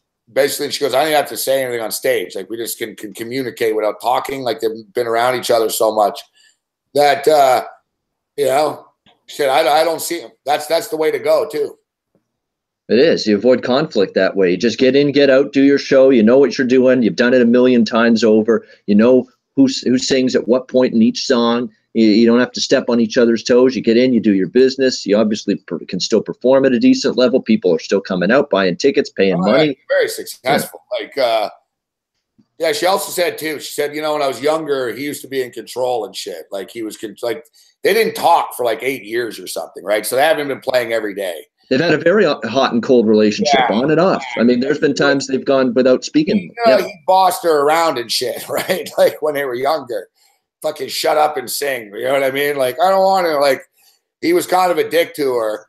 Yeah, no abuse or anything like that. But he was, you know, he drove her hard as a kid type thing. And I guess now, like, he's scared of her. Fucking, it's the other way around. Like, he's like, all right, like, he realized, fucking, don't piss her off, man. Because without her, there's no show. So, fucking, don't upset her. Funny, I see people. Listen, I think she's hot and shit, but I wouldn't go see them. I wouldn't be able to sit through fucking an hour and a half of Donnie and Marie. No, that's fluff, soft as Pop-Tart music. No, thank you. I can't do it. I fucking hated that shit when I was a kid. Yeah. Like, I hated that. No, can't do it. I had a loathsome for them. I remember their lunch pails and shit when I was a kid, man. Like in the early 70s, mid-70s, man, the fucking Osmonds, the Brady Bunch, and the Partridge Family. And I think I Love You song is ridiculous. That song just. I will admit, though, I did fucking like the Partridge Family. That's the song that did it. I had a thing for Susan Day. Fuck. She was fucking cute. Yeah. Susan Day was hot. Fuck that chick. They had a lot of those family acts back then. Jackson 5, Partridge Family. Yep. One of the chicks in the Brady Bunch was pretty hot, but who I liked a lot, though, out of the hottest chick out of all those chicks in those TV shows, I was a big fan of Ellie Mae on fucking. Beverly Hillbillies, yeah. She was, yeah, with Jed. Poor man named Jed, yeah, and Granny there, yeah. That was a good show. I still laugh at that show. I know old Mrs. Hathaway there, yeah. With her voice, "Ooh, say there, Jed." Her voice draws you nuts. You think, is that a woman? The Ellie Mae chick, she was fucking hot. And you know what's funny too? Like she's not a bimbo or anything at all in real life. Like they had a hard time at first, like getting her to be like that and shit. It's funny, you see her like that, and you're like, holy fuck, she really nails the part, man. Just being a ditz. But yeah, big fan. Big fan. That's the good old days, the 70s. I'm telling you, Jackson 5, Beverly Hillbillies, Partridge Family. What a decade. And Rolling Stones were in their prime right back then, right? Revving it up. So great time. Great. All in the Family. Still arguably my favorite sitcom of all time. It's first or second. It's up there with Seinfeld, a couple others. It's right there. All in the Family is great, but we're talking about hot chicks here. Well, you got a thing for Edith? The Edith the character, no. The physical specimen, no. Leave it to Babano. All right, leave it to Babano to throw cold water on the party here. We're talking about all these hot 70s TV chicks. Oh, yeah, Susan Day, that chick on the Brady Bunch. chick from fucking the Beverly Hills, Billy's, Charlie's Angels. Hey, how about that Archie Bunker show? I mean, yeah, Gloria, at least, a young Sally Struthers. Yeah, he's got a thing for Edith. The character, not the physical specimen she is, though. No, I didn't like Sally Struthers. She was too fucking whiny. What about Mary Tyler Moore? Sally Struthers is like on Archie Bunker. She's like a real life Lisa Simpson. She complained too much. Yeah. I was like, when I was a kid, I was on the side of Archie Bunker. I was like, even as a kid when I was young, I used to fucking even watch the show, and I'd be like, why don't you fucking move out, meathead? Like, what are you doing here? You're fucking married. You're broke. You're like this fucking loser here that I saw on TV today, 30 years old. The parents had to take him to court to get out. That's true. We'll get to that later. Yeah, even as a kid, I was like, just shut up, meathead. You're always bitching about shit. Just shut up, all right? It's Archie's house. If Archie wants to watch the football game, shut up, Yeah, exactly. I always got a little conflict going. Oh, those were the best scenes when Mike and Archie always fought and bickered, and it's hysterical. It's what made the show. Julie, Catwoman. Archie's just general don't take any shit attitude too was great about that show. He just wasn't like he'd dummy up to Mike. He'd always say, Heather Thomas was good. I liked them all. I liked all those chicks. I liked the Bionic Woman when I was a kid. Fucking Wonder Woman's fucking smoking hot. Linda Suzanne Carter. Summers, yep. Linda Carter. Now Suzanne Summers, I liked her, but I was more of a Janet guy even when I was a kid. And I like Farrah Fawcett. Oh, there you go. That's a good Farrah Fawcett choice. Fucking on Charlie's Angels, but I've always been more of a brunette person, to be honest with you, Babano. Like as a kid, I like Jacqueline Smith. I liked Wonder Woman. I like more even now, I prefer brunettes more than blondes. Like Gilligan's Island, I was more of a Mary Ann dude. 3-hour tour, yeah. I did like the chick that they replaced. That chick's hot. What's her name? What was her name on the show, guys, on Three's Company? Oh, come on. Knock on our door. I'm trying to think who the hell that was. Yeah. She was she was the cousin. And all the stupid shit, like the theme songs. What was the chick's name there that moved in with the new Chrissy? Yeah, was it Jenny? Was it, fuck. What was it? Cindy. Alan Action. She was fucking hot. She was fucking hot, Cindy. Like Suzanne Summers, they were like, all right, Suzanne Summers used to cause a lot of problems on that show. She always wanted more money and shit, right? Because she was hot and she was really popular. And finally they got tired of it and they said, listen, whatever, you want to go, you go. We're not paying you fucking way more than Janet anymore. Fuck off. Oh, Jenny Harrison, right, yeah. Right? So they got rid of her and man, they knocked it out of the park. And watch that show. I watched Three's Company recently too, and it was that era with Cindy. And man, they got her walking around in panties and shit like that. Fucking crazy shit man, you get away with it in the 70s. That was a hybrid. That show extended into the 80s too, I'm pretty sure. It was a little bit of both decades, yeah. You know what I was a big fan of too, and I know we got a lot of older guys here, evidently. Alan Action knows what I'm talking about with these chicks. Yeah, she'd be wearing little skimpy tops and just panties on, and Jack would be fucking staring at her ass. Oh, Jack. I had a big thing for the Lander sisters. You guys know the Lander sisters. Look up Audrey Landers. The Lander sisters. I'm trying to think where that's from. Yeah, I had a big thing for Audrey Landers. I got to take a look at it right now, and we'll get back to sports here. Oh, from fucking Dallas. Oh, right. Yeah. Yeah, she was on Dallas after. Yeah. Audrey. She was on BJ and the Bear. See, that one I wouldn't have known. Yeah. Her sister. Oh, yeah, fuck, here she is. I love the fucking 80s fucking big hair chicks. Look at her record cover. It's great. Look at her, too. All the yoga shit is hot now. Look at her, her and her sister, jogging and shit in the 70s. Big hair and tight skin yoga outfits. Yeah, big time. Big hair. Big time. Yeah, that's big 80s right there. Yeah, sweaters and shit. You know what I mean? Tight Yeah. sweaters she'd wear like yeah, Eva Longoria is good too. They're all good, fuck. Yeah. That was a great era. Great era. Yeah, Ty Rich. That's what I'm. I'd sleep with fucking Oprah right now if she walked in at this point, fuck. So I'm not sitting here like, you know, you know what I mean? Yeah, Topanga. Yes, from Boy Meets World. Right. That was my crush growing up. Yep, Topanga. Everybody did. Everybody did in my elementary school. Topanga from Boy Meets World. Yep. Yeah, see, I'm not on a Topanga train because that would be creepy for me. Like she was a kid. I was old enough that she was a kid. You know what I mean? That's right. Yeah, exactly. She was more our age back then in the 90s. Yeah. So I could have those feelings. Right. Yeah. You couldn't as much. It would be a little weirder. Yeah. I love all those. Like I said, I love all the chicks. You know, I like too. Fucking, I had a big crush on her when I was young. It was fucking the chick from Bewitched. Mrs. Cleaver was pretty actually beautiful. Actually, yeah.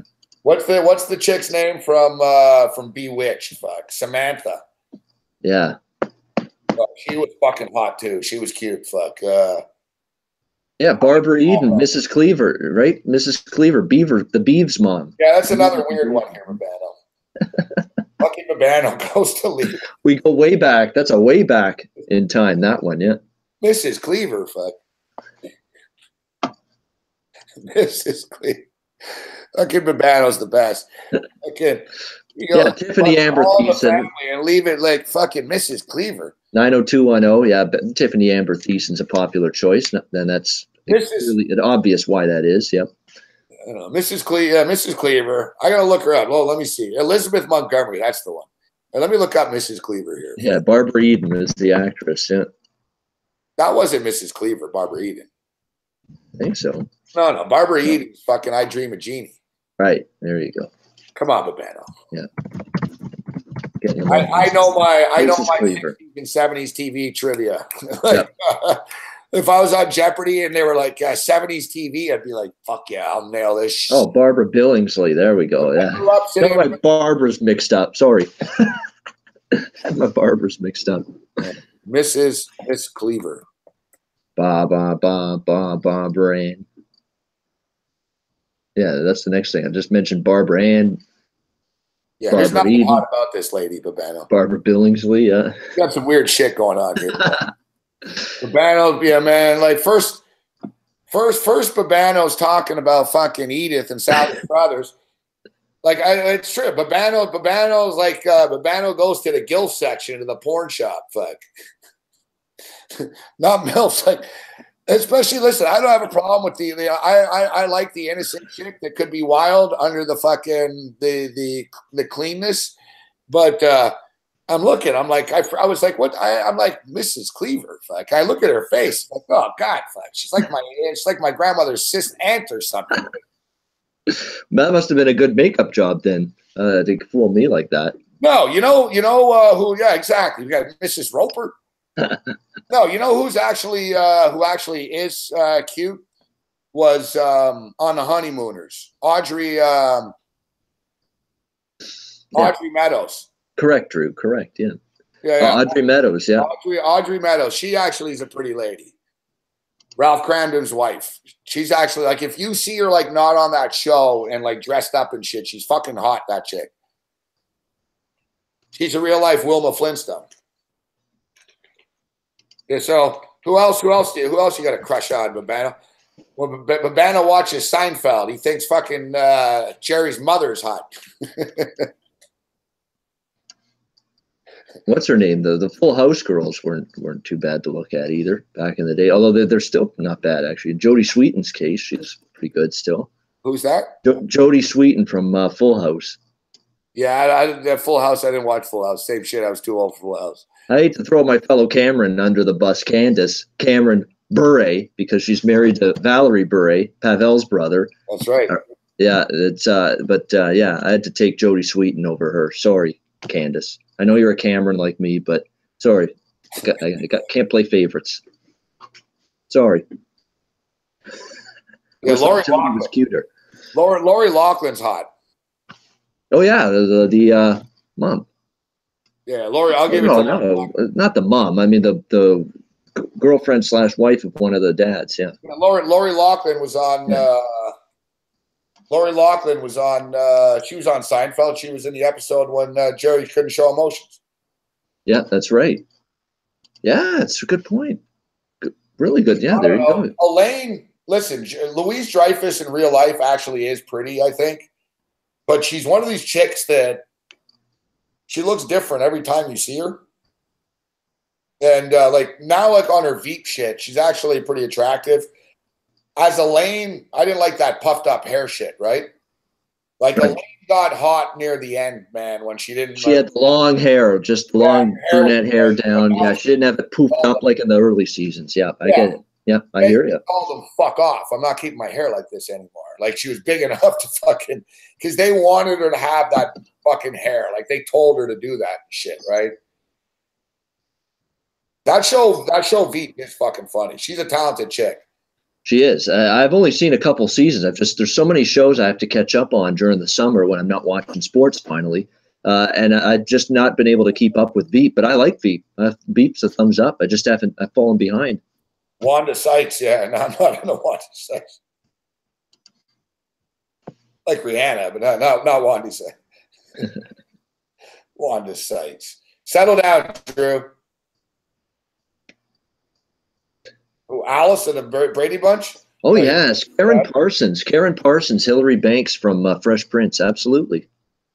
She played a ditzy character, but nothing ditzy about her looks. Well, she was Hillary. She was Hillary on that show? Yeah. Yeah, I liked her, but the fact is the younger one was actually fucking cute, too. Tatiana Ali, yeah. Yeah. She turned real hot, too. Yes.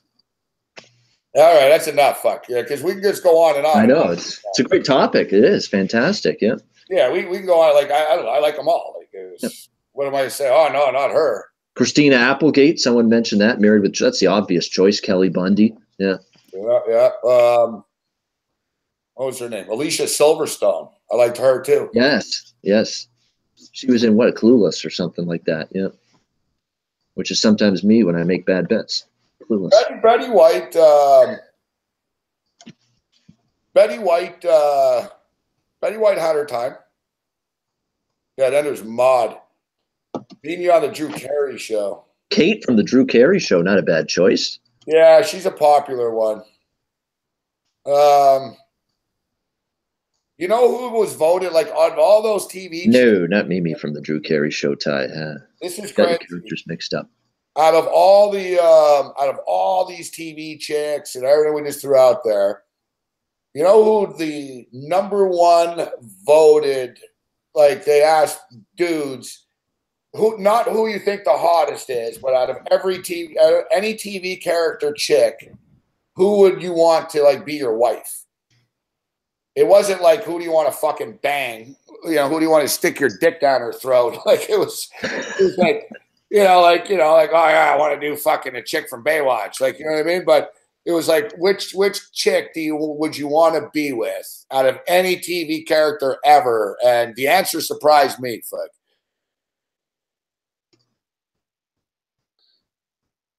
You gonna guess, Babano? Oh, is that what you're waiting for? Me to guess? Oh, jeez. Oh, who am I talking to, Babano? Where would I start with a guess here? Oh man. Feel free in the chat. So like I said, guys fucking chose who's your ideal wife. Like you're with the chick for the rest of your life. Not that you want to bang. Any TV chick. Wow, TV chick for a wife. It wouldn't be my choice.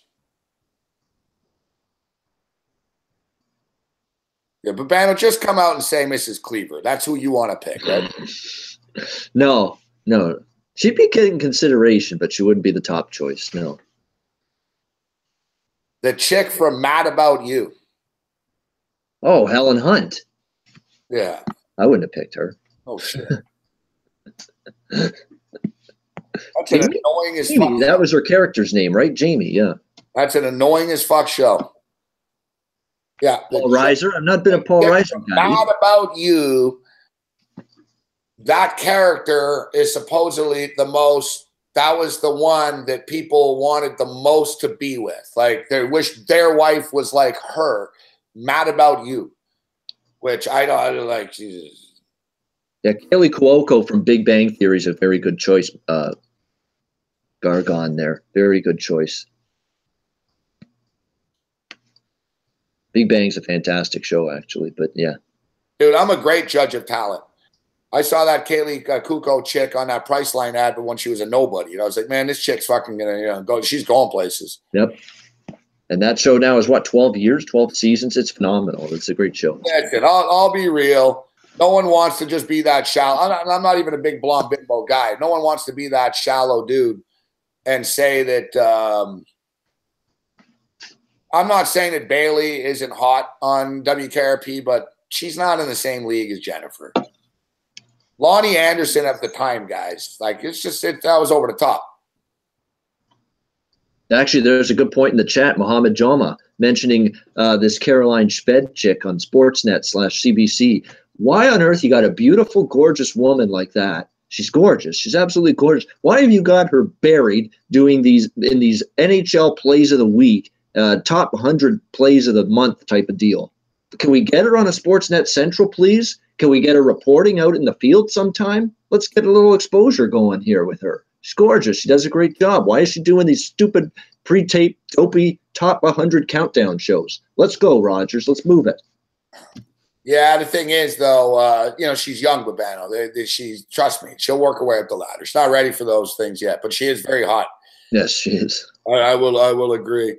All right, people are really throwing chicks' names out here now. It's getting crazy in here. Laura Dykin, Bruce Chad nominates. Hey, listen, Laura Dykin's hot. I like Laura Dykin. If Laura Dykin didn't have the same boyfriend for like the last 12 years, I'd probably hit on her. Yeah, she's on TSN now. I like her. Like, I actually like her. She's a hot chick that knows football and shit. Like, she's actually cool. Like, I don't like a lot of the chicks I've worked with that much. I just sort of tolerate them, but I actually did like Laura.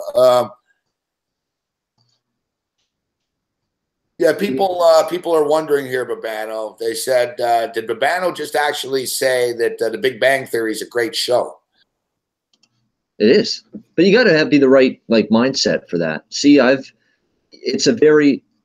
not actually, believe it or not, a huge comic book or video game person, but a lot of friends of mine are.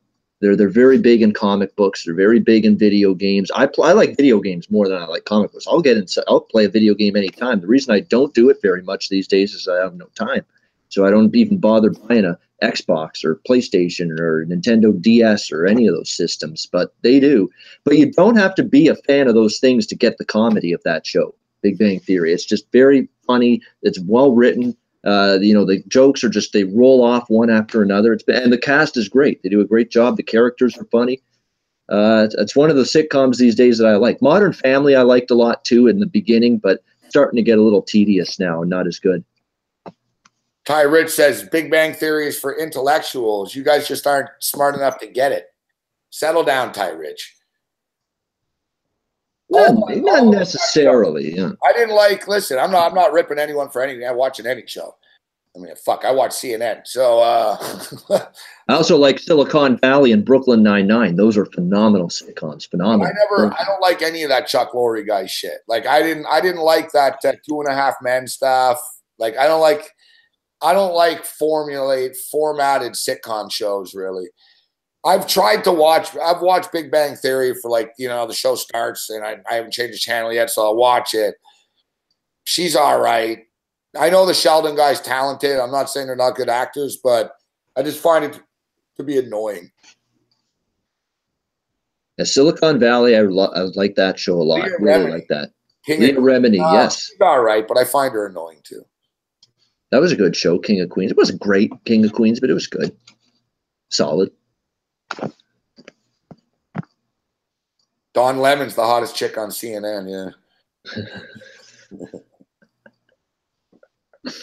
Not an Aaron Burnett fan, huh? Aaron Burnett, she's all right. I'm trying to think who else is, Dana Bash? No. No, Dana Bash, no. That's all you got. I have no other options to give you for CNN chicks.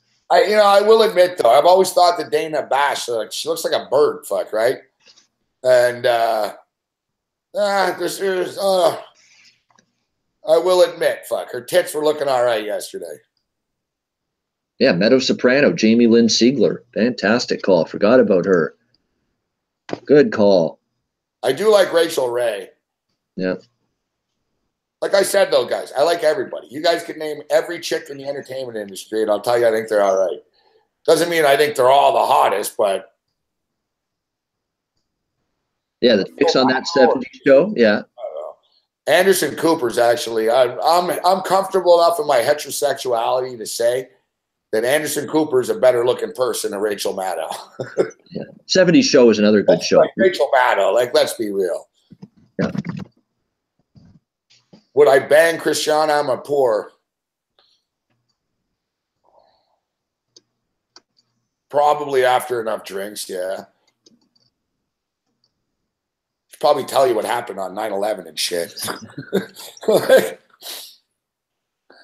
Same with her. No, I don't think I could do Amanpour. But yeah, Jean Louisa Kelly, exactly. That's another good one. Yep. yeah, Alan Action. Rachel Maddow's a girl. She's from the 80s, I remember. Yeah. Yeah. All those old 80s flicks. Yeah. Rachel Maddow. Who's that? Oh, that dude from MSNBC. All right, we better change the subject here. Oh, there's tons. I mean, that 70s show was a young Mila Kunis, the one that unfortunately died when she was 43. Lisa Robin Kelly was on that show as well. She was a blonde. She was pretty hot. But which one was she? Was the forever. One? She was the hot sister, the blonde one? Lisa Robin Kelly. Yeah, from Lori Foreman from that 70s show, yeah. I liked her. Yeah, that's a good show, too. I mean, the dad is hilarious. Kurtwood Smith. I mean, he's fantastic as the dad, the no-nonsense 70s dad there. That was a good show, that was, yeah. Brett Favre's a fan of Jen Sturger. Yeah. You know what I liked? I like Jen Sturger's friend, the blonde one. But then again, I'm obsessed with old stuff, like 60s, 70s. I love all old music, old shows. So that 70s show appeals to me. That's why I liked it a lot. It's going back to the old times, yeah. Yeah, this show's gone off the rails. I don't know. How do we start off talking about the Stanley Cup Finals? And I don't know. I can't explain. If I could rewind the tape and figure out how we did guys, really have 37 thumbs up. What the fuck's going on here? How about some thumbs up? Come on here. We're giving you some great material here. Hot chicks from the last 5 decades. Who else is going to give you that shit? Please, come on. Let's get some praise here. Who's going to talk about hot chicks from the past 5 decades like this? 6 decades, if you throw the 60s in there and my Cleaver reference. Yeah, we learned a little bit too much about you tonight. Yeah. We learned a little bit about too much about you. I got up my my standards, I guess you could say. Yeah. No. I'm not judging. No standards. It's just I didn't realize you had like an age fetish. Yeah. I didn't realize. Yeah, like. Like all the porn parodies and stuff with Bano, you know? Yeah, ageism. It's not a healthy thing. Yeah, like, like the... Don't be an ageist now. You guys know, like, the porn parodies and shit, like Nail and Palin? Yep. Fucking... all these other ones. But Bano is going to get the Golden Girls porn parody. Yeah. Oh. I let Hey. Actresses, but... Yeah. Wigs on them, Bano. Yeah. Hey, the good actresses, Rue McClanahan and B. Arthur, and of course Betty. But yeah, good actresses is as much as I'm going to comment about them. Like I said, I like weird chicks. I like them all, though. You know. Yeah. B. Arthur was Maude too. Maude, that was a popular show. Yeah. Yeah, Stell Getty. Oh yeah. She wasn't as old as she looked. And then there's Maude. That's the best. And then there's Maude. Maude, yeah. All right, that's a good topic. I don't want to wrap it up just quite yet. No, we got I hope we're not wrapping it up. We got some sports still to talk about. We got NBA tomorrow night. We got 70s list. Lonnie Anderson. Oh, yeah. Susan Anton. Forgot about her. Fuck, yeah. Here it is. Here she is. Oh, yeah, Catherine Bach. Oh, guys, fuck. The Dukes of Hazzard. Daisy Duke. How the hell did we just go this long without talking about Daisy Duke?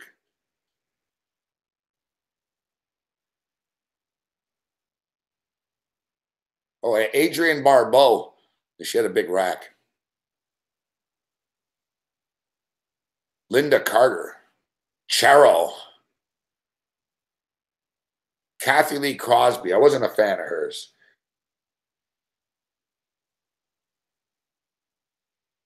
Although I think she's in that fucking episode with the Incredible Hulk that made me fucking cry as a kid. Oh, yeah, Joyce DeWitt. Great legs. Oh, yeah. The queen of them all that we didn't bring up. Angie Dickinson. Mickey Rooney. Oh, Meredith Morakovitz, the Yes Yankee reporter. Yeah, talk about racks. Holy mackerel.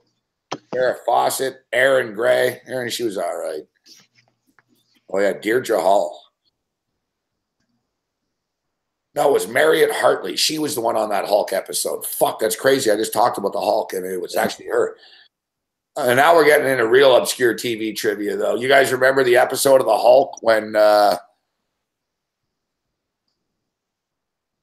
going to cry now. You remember the episode of the Hulk when the Hulk fell in love, when Bill, Dr. Banner fell in love? And the chick died? And she's on the bus driving away, and he looks up, and the Grim Reaper waves at him. And then that music starts. Dung, dung, dung, dung. Dung, dung, dung, dung. And it always starts raining. Yeah, poor Hulk. It always rains. Fuck. Like, he's on the side of the road.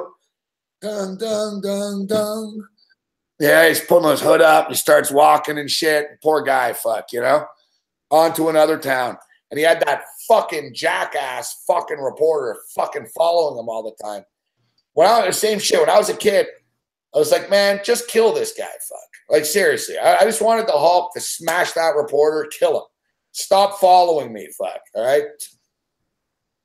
I'm impressed by the chat. The chat's brought their A game tonight. Look at all these great the recommendations of old hot chicks from back in the day. Samantha Fox. Yeah, you take myself. Take myself. The Hulk was just recycled fugitive script.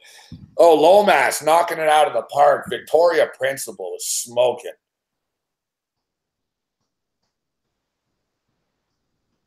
Yeah, Victoria Principal was smoking. You know, like I said, I like them all. We got to stop because we could talk for 4 hours. On the Dallas show, I liked Charlene Tilton when I was a kid. And another one who's her ass is ingrained in my mind for the rest of my life is fucking Diane from Cheers. Remember the movie Night Shift? Larry and Wawa remember this for sure.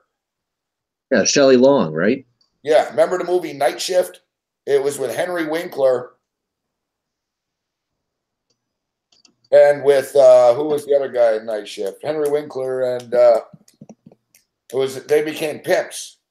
Shelley Long was a prostitute. I knew she was in that show. I didn't watch much of that show, so can't be of much assistance here. What? Fucking you didn't watch what? Cheers? No, Night Shift.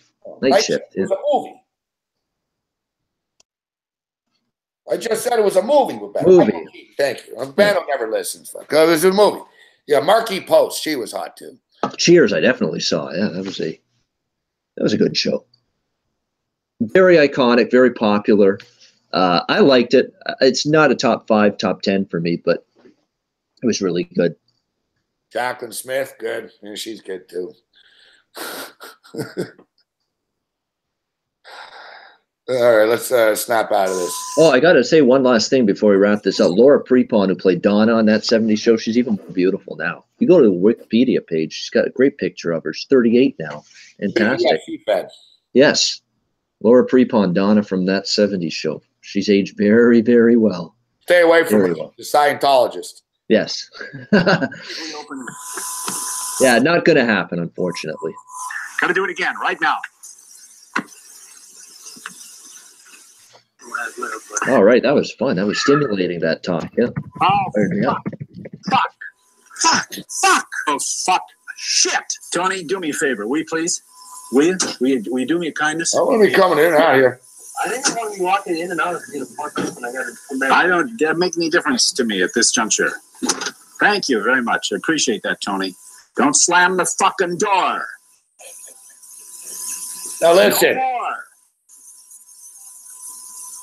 going to give everyone a clue here.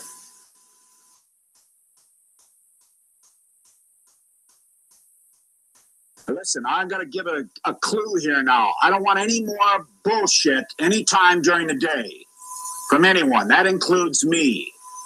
It's going to be very hot, going to be very uncomfortable for everybody. Want anybody yelling? We get anybody yelling around here anymore today, and then the shit is going to hit the fan. And they fit the diverse needs of a very big firm, and they fit the needs of a very diverse buyer segment. Why can't I remember? I wrote this stuff. Why can't I remember it? Man, why don't I say it fucking right? What does the goddamn line say, Tony? What is the goddamn line? I don't give a shit what the line is. I don't give a shit what. That's good. Incredible. All right, give me 1 second, Urbano. No, that's all right. That's good. You need a little interlude in between topics there. That was a good interlude.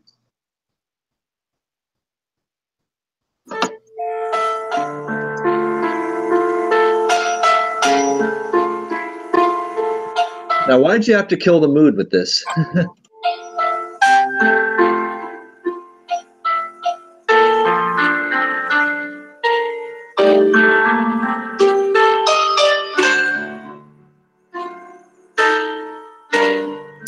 You know what the song's called? The Lonely Man. The Lonely Man theme. The Incredible. Here's a picture of him, too. He's hitchhiking. He's got his bag. Oh, God. What am I going to do? The Lonely Man. Dun, dun, It is. It's sad. I had to go with the mood there. dun, dun, dun, dun. Yo, Nell Carter, give me a break. I like that show. You know what's fucked up, actually? Now you got us back on the chicks. I saw the fucking... Right back to where we started, yeah. I saw Give Me a Break on TV, like not that recently ago. And it was on like the fucking Christian network. I don't know what the fuck it was on. It was on something. Like I think it was on like the one, like the Deaf Channel with like they have like old shows, Matlock and shit. And I was like, oh my God, Give Me a Break was on. I used to watch that show, and chick's pretty hot, actually. The daughter's got a big rack and shit. You know what's weird, though? I'm not bullshitting. When I hear music like that sometimes, when it's really, really sad, really, really dark, and it's very, very sad, I've honestly been brought to a little tear. I'm not afraid to admit that. I just think, and it brings back memories of sad shit when I hear music like that. You're right. Well, not necessarily that, but there's been background music to certain movies and TV shows in the past, dramas that I've seen, that it's just, it actually, you know, it harbingers bad memories in your life when you hear just a certain type of really sad, drawn out music. And it doesn't happen often, but if it hits the chord in the right spot and it's the right type of music that's really sad, when you hear it, it's like, oh my God, why am I getting all emotional here? I'm breaking down here. I'm losing it. Oh, you're putting me to the test now, yeah?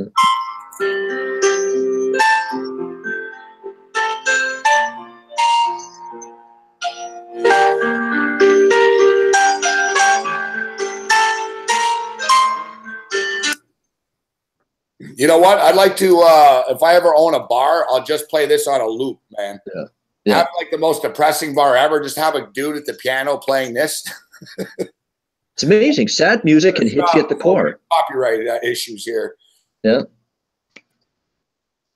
Like if it's really sad music, it's like a total buzzkill. I'm like, what the fuck? Why am I getting all why am I welling up here with emotion? Yeah. I'm very good at, I have a lot of like depressing, sad riffs. I'm good at, my ex-girlfriend, once I was playing guitar once, she looked over, she was like, she goes, why does every fucking song you fucking play have to be so melodramatic? It wasn't like speed metal, so like depressed. I don't know. I grew up listening to Pink Floyd, I guess. Fuck, I don't know what to tell you. Yeah. It's funny you say that, Babano, because when I was younger, even like just not when I'm talking about a kid, but most of my life, I used to go to sleep with talk radio. You know, but there is no talk radio really anymore. You know, I'm the talk radio now. So I used to go to sleep, you know, to Larry King show or George Norrie or whatever, or music. But like you said, music brings too much emotion to me too, like good, bad, indifferent, everything. And I can't sleep. It's funny. Like I tried the other night. I was like, man, I'll put Aerosmith on. I can listen to Aerosmith that night. I put Aerosmith on. And fucking half an hour later, I was fucking listening to fucking, you know, it just got heavier. And then I started thinking about fucking seeing Aerosmith with this chick, like you said. I was like, man, I really fucked that up. I started thinking back to like that night. And like you said, man, music opens up Pandora's boxes and shit. That's why I can't listen to it when I go to bed anymore. Otherwise, it just depresses me or it gets me excited or pumped up. You know what I mean? One or the other, you know? You got to pick your spots. You got to be very, very, very careful with what you choose. And, you know, sad for some reason, I don't know, when it's just the right sad type of tune, it just brings back some memories of sad points in my life. And it just does randomly. It just hits you right there. And then you start getting emotional. That's what's happened once in a while. Stay away from that. Rock out, listen to some hip hop, get some dance tunes going, keep you in the up tempo, happy, positive mood. Yeah, every day before the radio show when Cam comes over, I have a new thing. I play a song before the show. And yesterday, Cam was all depressed. I was trying to break the mood. I put the wrong song on. I put Nothing Else Matters by Metallica. Trust and I seek, and I find in you. That is a great song. Cam's like, you know, I got a lot of problems. And Cam started talking. I realized, I was like, whoa, whoa, whoa. And I went right from that song to Jump. And, you know, Van Halen. And I swear to God, dude, like Cam was fucking depressed, man, during the Metallica song. He didn't say anything, kind of sat here. He said, you know, Gabe, man, I got a lot of more problems, man. And then, like, you know, I sort of faded the song out. And I was like, fuck, this is a depressing atmosphere. So I faded the song out, and I went to the song Jump. And suddenly Cam was like, oh, yeah, man, I remember I did this fucking karaoke once before, and changed his mood, man. Music can change everything, fuck. I know it is. It's amazing, yeah. Because that is, by the way, the Jumps of Van Halen's a phenomenal song. It's up tempo, it makes you feel good, it makes you happy. The song Jump. But excellent song. But so is Nothing Else Matters. You know, it's a dark song. It's got depressing overtones to it, but it is a phenomenal song by Metallica. Nothing Else Matters, and that one won't get me all choked up. But I enjoy that song, even though it's a little more dark, a lot more darker. We should have. Never cared for bad bets. Never cared for losing my ass. We should have a late night anger management class karaoke night here some night. It'd be a good time. All right. So let's check in on the poll question now and see what their votes are at. All right. 266 votes right now. So we're in quite a big response here. And 55% of people, 53 right now, say Washington. Wow, that's pretty close. That's a tough series to call. I'm sticking with Vegas, though. I really am. I thought what they did against Winnipeg was great. I don't know, it's written in the stars kind of thing right now, I feel, with them. So I'm sticking with it. All right. Are you sticking with the Golden State Warriors, or have you hit the panic button with everybody else right now? No, I haven't hit the panic button. Last night was very, very disappointing for sure for Golden State, because I'll tell you what, for as great as Houston was defensively, and they were fantastic defensively in the fourth quarter, they also got away with one late. There was a stretch in the last 2 to 3 minutes of that basketball game last night in Game 4 where Houston was missing one big shot after another to really put that game away. Golden State was hanging around, 3 points down, 4 points down. Just make a shot and you're tying the game, maybe even getting the lead, and they kept missing shots, Golden State. You know, Klay Thompson can't hit a shot. Curry went cold down the stretch. Durant, for some reason, didn't have the ball in his hands very much in the last couple minutes of that game, and it all just went awry. And Houston's defense deserves a lot of the credit, but Golden State missed some shots. This has been a zigzag series, Gabe, back and forth. I mean, you bet on the loser of the last game, you're perfect in this series so far. I don't see what changes. You can get Golden State +1 here. Now the shoe's on the other foot. They're the team that's making adjustments. They're the team that's a little pissed off with a chip on their shoulder coming into this game, much like Houston was going into the last game. So yeah, give me Golden State in a back and forth series. Why not the pattern to continue? Don't broke it. Don't fix what ain't broken. And what ain't broken is betting the losing team in the last game. Now, something that we talked about last night after the game, a big key for the Golden State Warriors wasn't there, and it's Andre Iguodala. Iguodala really is a difference maker. He does all the little things for them. He plays great defense. And now I see, Klay Thompson's listed as questionable as well for this basketball game. Yeah, I mean, it's going to be a concern for Golden State, but I think Golden State's going to shoot the ball better, even on the road. They showed in game one what they can do in Houston. They can win in that building. It's not going to be an issue. Look, Houston got what they needed out of Chris Paul and James Harden last night, because really Ariza, Gordon, Tucker, Bamute, you go on down the list. The supporting cast really wasn't all that phenomenal last night, but they got monster performances from Paul and Harden last night, the Houston Rockets, and they rode that in a very good defense in the fourth quarter to that win. There's eventually at some point you need more consistency out of Gordon and Ariza. There's been too much erratic offensive production from those two guys. You can't expect Golden State to collectively be held to 10 points in the last 9 minutes of that fourth quarter, something like that. But 10 points, that's unthinkable. That's unfathomable. 10 points in the final 10 minutes of that fourth quarter for Golden State last night in that loss. Incredible. They won't be doing that again, though. I guarantee that. It's motherfucking crazy, the swigs. And, of course, we got in on it when it was 350. Thinking, they're going to up. They're going to crush him. It's easy. Now, I bet the Warriors today, I saw at one sportsbook, guys, it's -150. The Warriors are -150 to win the NBA title now. It's actually come down. It was -200 over that earlier in the day. There's actually some people betting Houston, I think, because it was more than -200 earlier today. The series price right now, adjusted. I'm talking about the NBA Finals price, but better, the champion. Oh. Yeah, NBA Finals. Right now, you get the Golden State Warriors -150 to win the NBA title. That's not bad right now if you jump in on that. Right now. Dude, yesterday, 2 days ago, yesterday before the game in Las Vegas.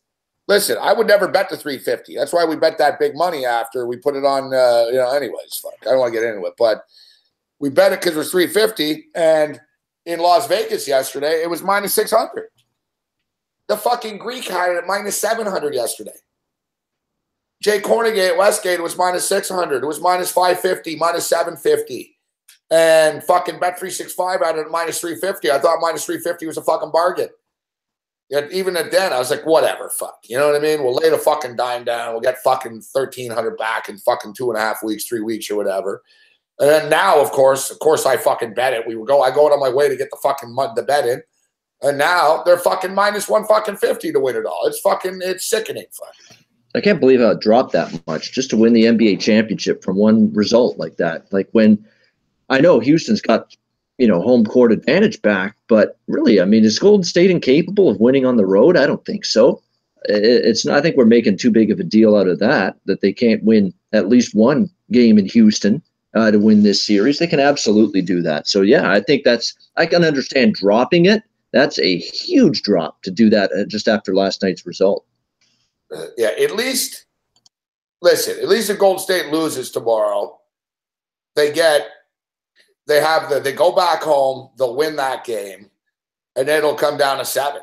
And, they'll have to go to Houston and come up here. I don't see Golden State falling apart. I don't know what the fuck happened last night. Like, they got complacent. They were up. They're up by 12. They have their flaws defensively right now. That's their big problem. Like, they can't fucking stop Harden and fucking Paul because of Steph Curry. Like, from a basketball standpoint, guys, Steph Curry really is hurting them. Defensive liability at the point guard position. He is. Yep. Can't defend. Yep. Right? This is not his game. He's just straight up scorer. Chris Paul just leans into him and gets a foul called, and Harden just blows right fucking past him. And Harden does this, and Harden does the same fake every time, and Curry bites for it. And Curry's just not a very good defensive player, and it can sort of get masked. But You know, he tries. It's not like Curry. He's not like, oh, he doesn't play defense. He doesn't try. It's just he's not a horrible defender, Steph Curry, but he's matched up with James fucking Harden, man, and it's a fucking problem. Like, and the thing is, Harden's blowing past him, and then Curry's settling for quick threes, and then it's leading to fast break points. Like yesterday, I fucking nearly had a heart attack, dude, and like can't believe I'm watching the Warriors do this shit. It's like, Curry, you fucking took a shot from nearly half court and then right into the possession. You're down by 4 with like 2 minutes left. There's no time to be fucking around. Fucking ball bounces, fucking crazy rebound, bad shot. What happens? Fucking one quick pass to Eric Gordon. Gordon drains a fucking 3. 5-point swing, Babano. You know, it's like, come on, Curry. Like, Curry, he does this shit. And I brought this up today, Babano. I don't know what you think, but you know, one thing with the Golden State Warriors, dude, they're fucking great, right? I'm not off the bandwagon and saying, oh, they suck and shit, but they don't play in a lot of close games, Babano. Like, you know, if you think back over the last like fucking 4 years, they've generally kicked the shit out of people, right? They haven't had a lot of spots where it's like, holy fuck, man, we're down by 3 with 2 minutes left. Like, this is real.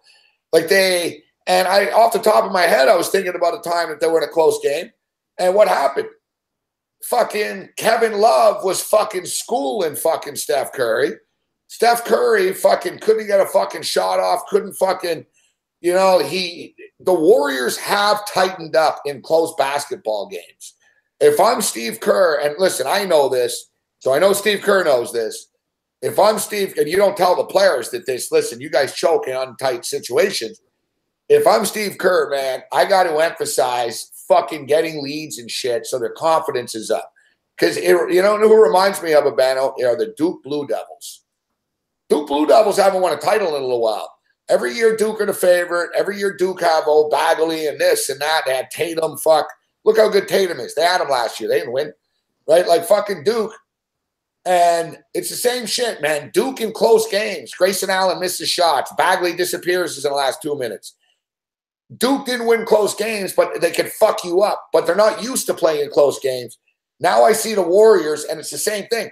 Kevin Durant yesterday, Babano, fucking threw the ball out of bounds. He was fucking lucky. It went off of Chris Paul. It was almost the exact fucking thing he did when he was on the Thunder against Golden State in the Game 7. I don't know if you guys remember, but right before Durant left for Golden State, they took them 7 games, if you remember, or 6 games or whatever. OKC, yeah. Yeah. Final. I think it was 7, actually. And fucking it was the same shit. It was a close game. It was like a tie game. And fucking Durant fucking kicked the ball out of bounds. Fucking Russell Westbrook threw a fucking pass to Durant when he wasn't looking. Durant throws a wild pass. And I was like, holy fuck, man. Fucking Durant. And like Durant's a great player, but he's tightening up here again. They have that problem. Golden State are okay. They're going to be fine. But if I'm them, I don't want to be in a situation where the game is tied and shit with a minute left. Because it's ugly, fuck, with these guys. It just is. It can be, and it's a situation where, in terms of crunch time execution and being able to execute in a close game late, how many times have they been put in that situation the last 2-3 years where they've been right there and trying to win titles during this run they've had, this epic run? They haven't been in a bunch of long close games. You know, so that, again, you're wondering who should take the shot, who's going to defend who's going to be out on the floor with the ball, who's going to be out on the floor when you're on defense. You know, if you got a timeout you want to use. So all of these things go into play. And we saw it last night. Sometimes they just don't feel totally comfortable with that kind of situation at the end of a close game. It's just they have not been exposed to that often. We're getting an echo of the battle. We are? Yeah. Log in, just log in and log out. And, that's what I'll do. If not, I'll log in and log out if it doesn't work for you after. All right, I'll be back.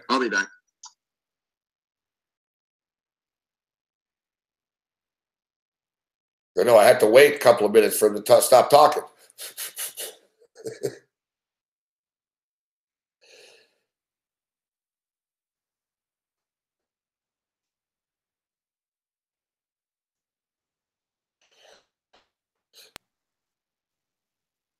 All right, is it better now? It is. All right. All right. We're back. We're back. Sounds kind of tinny. But, all right, let me ask the guys in the chat. Is there still an echo?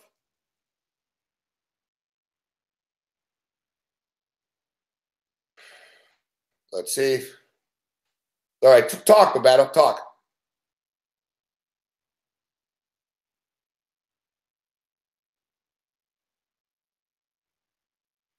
Well, you're on mute. Is there an echo? Is there an echo to the chat? To the chat. Actually, I'm hearing it I'm now. hearing it now.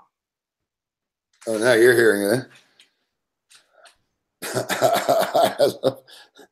I love Bebeto. You talk all the time until fucking we ask you until you're supposed to talk. Yeah, it is still. It is still. All right, how about you All right, log how about out? you log out? Your turn. Your turn. All right, I'll log out.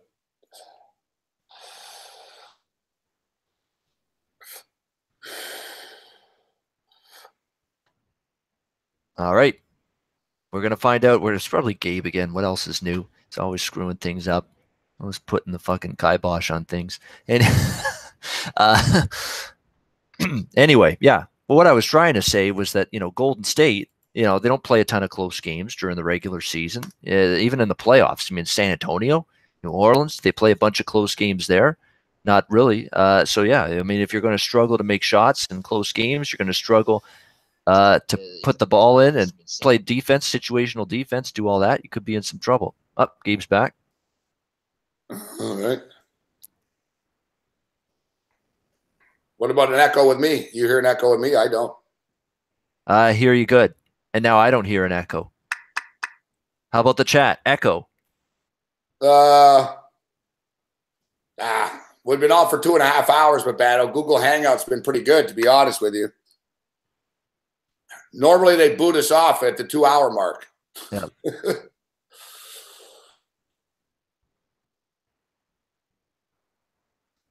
All right, it's good. We're all good. On with the show. So yeah, basically to repeat what I'll be on Golden State tomorrow, +1. It's a zigzag theory series. They're the team now that's off a loss. They're the team I expect to bring an extra chip on their shoulder to the next game. Give me Golden State.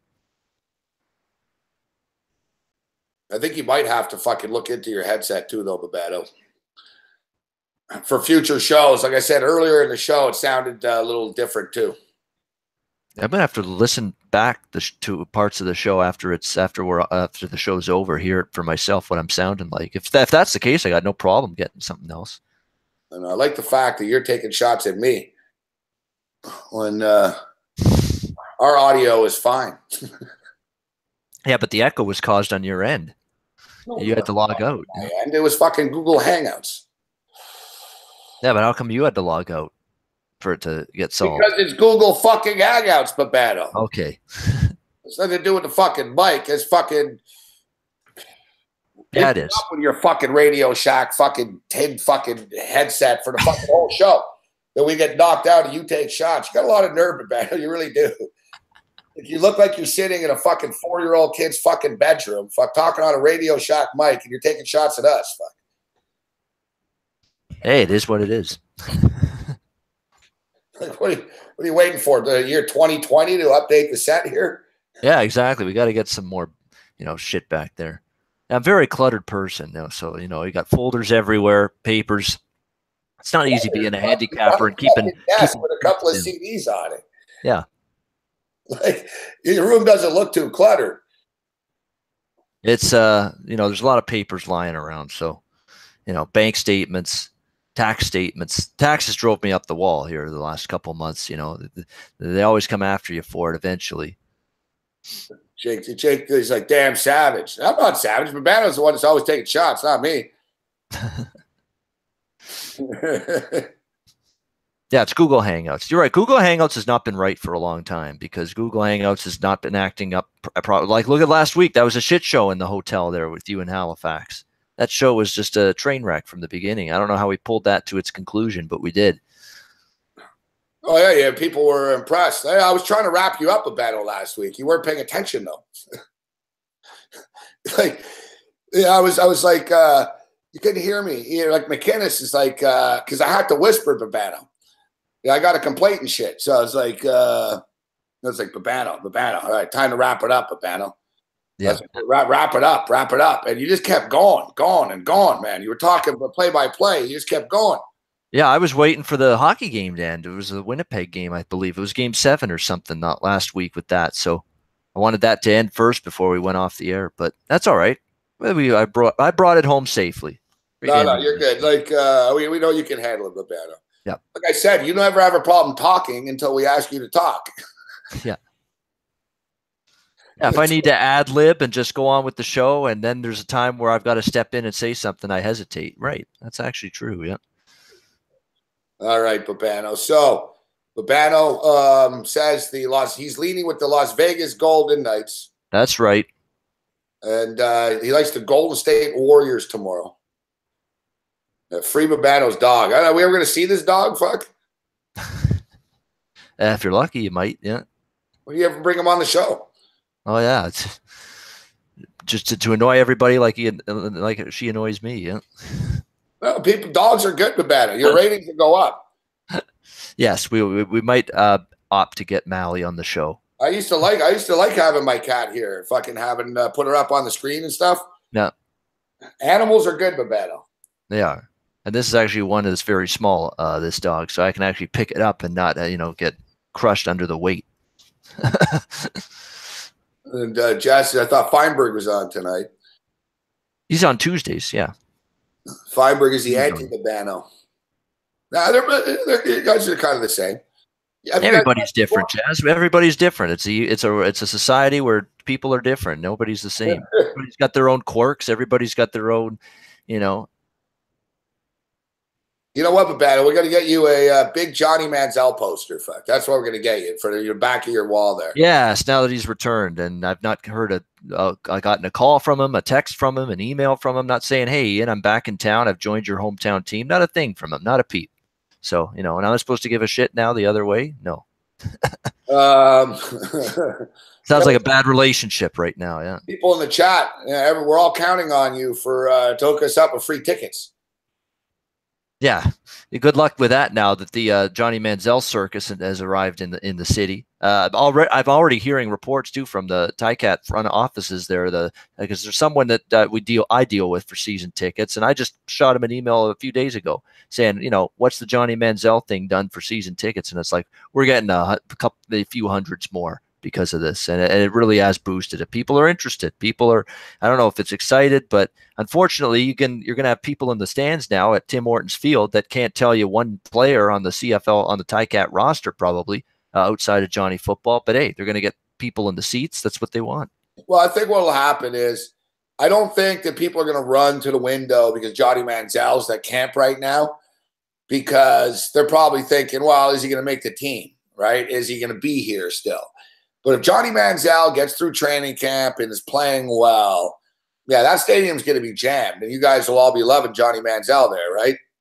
Yeah, I mean, that's the people. There's some friend of mine. I mean, he's just talking about Johnny Manziel's winning us the Grey Cup. Cut Masoli, cut all the other quarterbacks. We don't need any of them anymore. This is Johnny's team now. It's just a delusional kind of mindset, not realizing it's a team sport, first of all, not realizing the learning curve it takes to make it in the CFL when you've had no exposure to this type of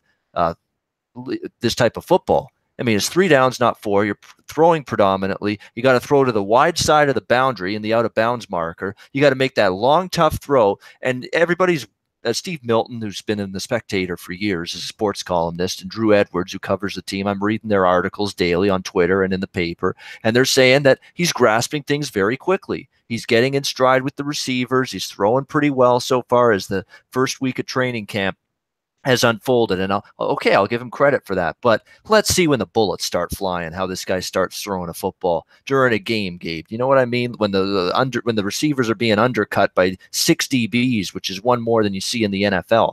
When you got guys that are flying to the football, when you're blitzing a whole lot more in the CFL than you do in the NFL on a regular basis. Let's see him in a game situation before we get carried away with the raving reviews about how he's grasped the playbook, he's grasped the June Jones system. He's hitting everybody in stride in practice. That's all fine and dandy. Let's see what he's doing when the bullets start flying in a game. No preseason numbers up yet, but I know some sports books have preseason football, CFL football up.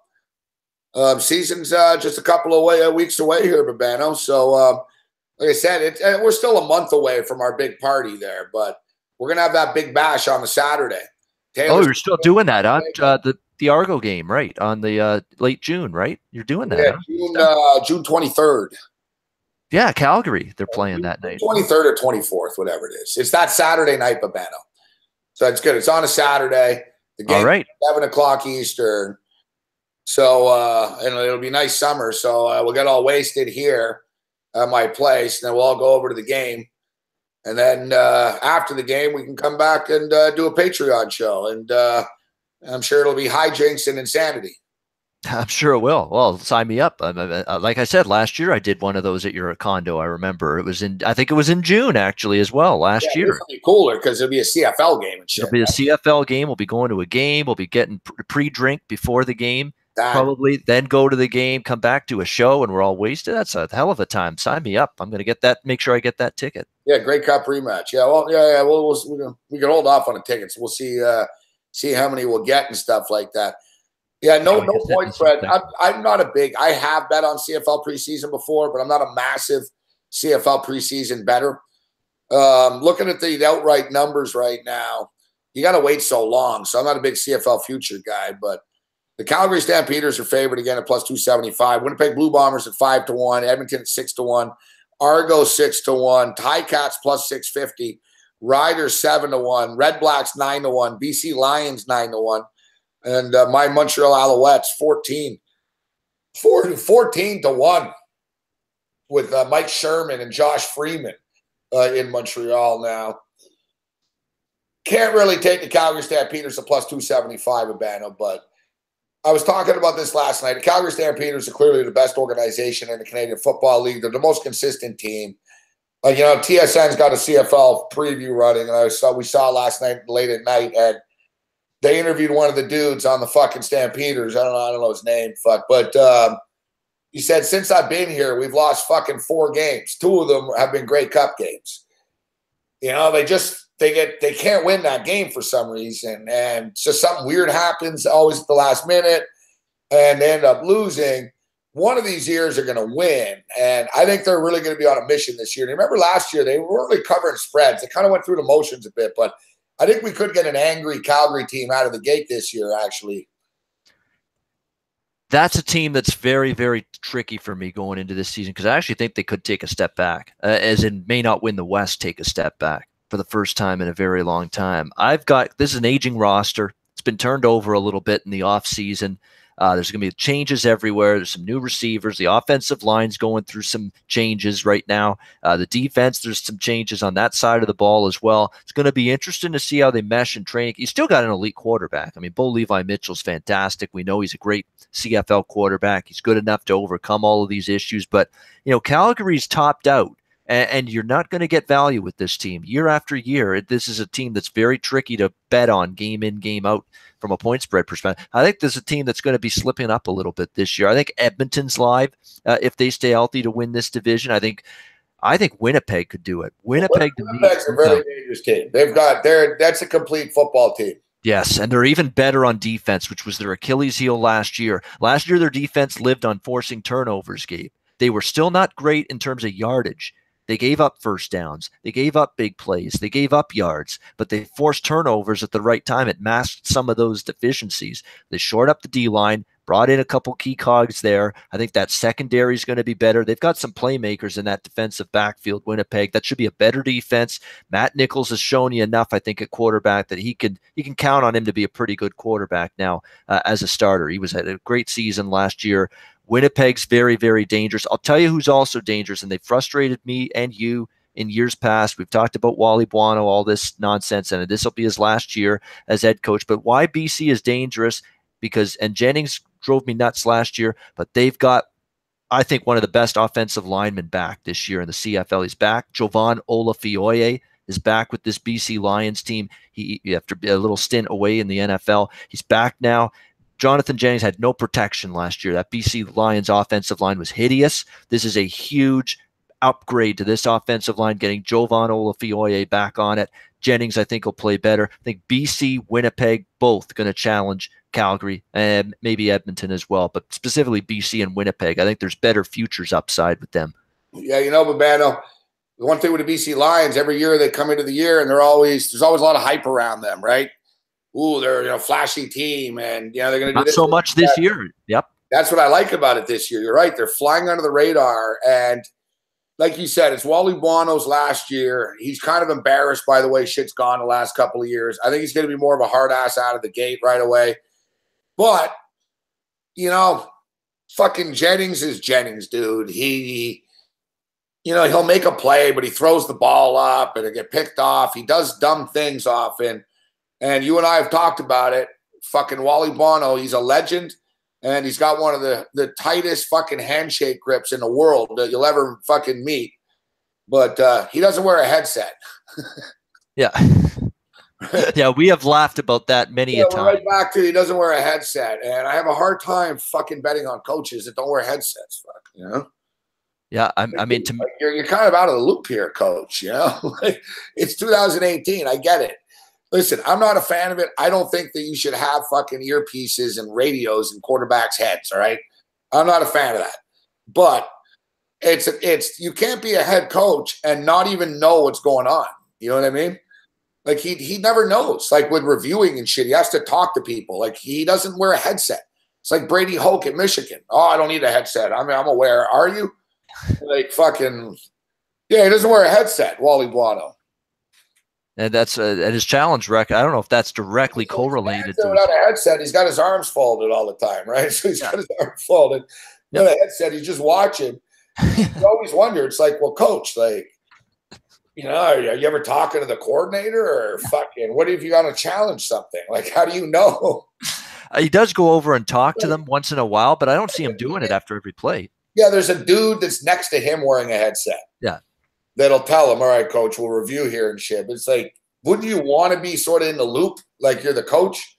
Yeah, don't you want to make the final say and final decision on shit like that?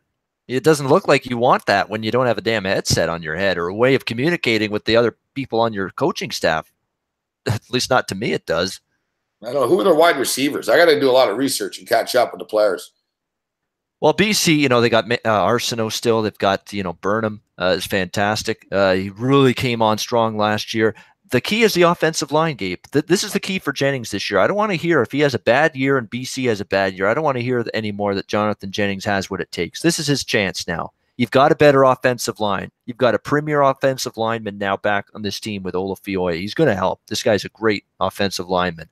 The excuses now that you didn't have an offensive line, you didn't get good enough pass protection, you can throw that out the door now. If Jonathan Jennings doesn't get it done this year, Gabe, it's all on him and only him. The excuses are done. You've got a good enough receiving core. Your offensive line's been upgraded. It's time to perform or get the hell out. Pretty simple. They do have cool fucking uniforms, though, eh? I do. I like those. Black and orange. Yep. Halloween colors. Yep. Man, I don't like the New World ones as much. I love those old fucking white, the old white road BC Lion jersey. Yeah. And then the old standard orange one. They got like black shit on the sleeve now. Looks like Regina Pats, by the way, Memorial Cup, they're going to win 6-4. That means my Bulldogs going to be playing in a semifinal on Friday. They will not get a bye to the final, and I like that. I find the team that plays early in the week gets the bye to the final. They're rusty. They're not sharp on that Sunday. They're off too long. I like it that Hamilton's going to play on Friday in the semifinal. Not going to be as sharp. They won't be rusty. Looking here, I'm like, oh, depth chart. Fuck, on their website. There ain't no depth chart. Fuck. Well, all the depth charts on the team websites on the CFL, the training camp rosters. So you see everybody that's in camp right now. So you're not going to get a definitive starting roster or what the team's going to look like right now, roster-wise for week 1. You know who's on the BC Lions now too? As a quarterback, Cody Fajardo. Yeah, Fajardo was with Toronto last year. BC now. Yep. Former Nevada Wolfpack. He followed Colin Kaepernick. He did get some starting time. He wasn't very good last year when he got started for the Argos a couple of times, but it's at least a guy that's got starting experience now. And if Jennings struggles, yeah, he's capable. At least see him at one point. Yeah, you know what I mean. All right, so yeah, BC Lions first The X game. factor team in that West Division, Gabe, Saskatchewan. If Zach Collaros is healthy and shows he can still play at a very high level, that is a team that's dangerous. But if not, they're going to have a shit season. No, I've never seen a team that relies so much on one guy, but Collaros is the big thing for them. If he flames out, it's going to be bad for Saskatchewan. Who's the other quarterback there? Saskatchewan backing up. Is it Brandon Bridge? Where's Brandon Bridge now? That's Bridge. Yeah. Is it Bridge? Yep. You don't sound sure. Let me just. I'm not sure. I don't know. I thought they let Bridge go, Babano. I'm not sure. They might. Let me just triple check on that before I confirm yay or nay. But Collaros is going to be the number one guy. You don't bring Collaros in. I don't trust Collaros to stay healthy. Listen, Collaros 2 years ago, you and I talked about it. Your Ticats, dude, you were killing teams, man. They were up 30-0 at the half every week. You remember? Yep. And then they got fucking hurt. And he got hurt. He's never been the same since. And the whole line was bad, so he was running for his life and shit. But Collaros looked like the best quarterback in the CFL to a guy that's might not be in the league in a year right now. It's crazy. Yeah, and now he's talking talking a good game in training camp. He's saying, it's a new start, fresh start. I feel happy, feel re-energized, revitalized. I feel healthy. All of this stuff. So let's see him there too, don't they? Yeah, they have that brand new, beautiful mosaic stadium. Did they have a stadium last year, or is it opening this year? No, that was the first year last year. All right, so that stadium. Yeah, it's like that's right. It looks like a mini. Looks like Seattle Stadium except just smaller. Yeah. But I was definitely impressed with it. That stadium, very, very. You're right. He's he's still in Saskatchewan. Bridge, yeah. He's only 26. He's a young guy. He came to the CFL extremely young. Didn't play a lot of football. Of course, played at South Alabama. He's supposed to play at Alcorn State. He actually did, but he transferred to South Alabama. I think this kid's kind of talented. I do. He's 6'5", 230 pounds. And I bring this up because basically, you know the deal, Babano. Look, NFL quarterbacks, it's important to have a good backup quarterback. But CFL, it's even more important. Yes. Yeah, because they drop like flies in this league. How many times do we see multiple quarterbacks on teams get injured during the year? It's ridiculous. It's nuts. Like you said, like a pandemic or some shit. You need 2 and 3 quarterbacks in the CFL. Yeah. That's totally why anytime we're talking about a team and how do they look, well, what's their backup like? Like if fucking their starter gets hurt, is it a shit show or is it like, look at the Montreal Alouettes, Babano. Ever since Anthony Cavillo, man, look how many fucking quarterbacks they've gone through, man. Josh Nicewander, Rakeem Cato, Troy Smith. Go on down the list, all the quarterbacks. That's just off the top of my head. Josh Nicewander. Cato, I thought would be good. He just couldn't get it done. Troy Smith, a fucking Heisman Trophy winner. That didn't happen. I'm missing a bunch, but there's a ton more. Freaking Alex Brink. Yeah, Alex Brink, good call. Yeah, I wouldn't remember that name. God. Yeah, Josh Freeman.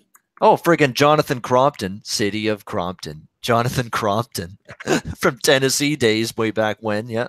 Oh, perfect. I'm wondering about it. Here it is. Breaking down a Montreal Alouette quarterback competition. Drew Willie can't be, please, anything but Drew Willie. You cannot look your Alouette fan base and season ticket holders with a straight face and honesty about putting a good product out there if you make Drew Willie your starting quarterback. I'm sorry. I've seen enough. Can't play as a starter. Decent backup, can't play as a starter. Matthew Schitz. Oh, yeah, Schultz from last year. Yeah, he played down the stretch late last year. Yep. Antonio Pipkin. Yeah, he was on the roster but didn't play last year.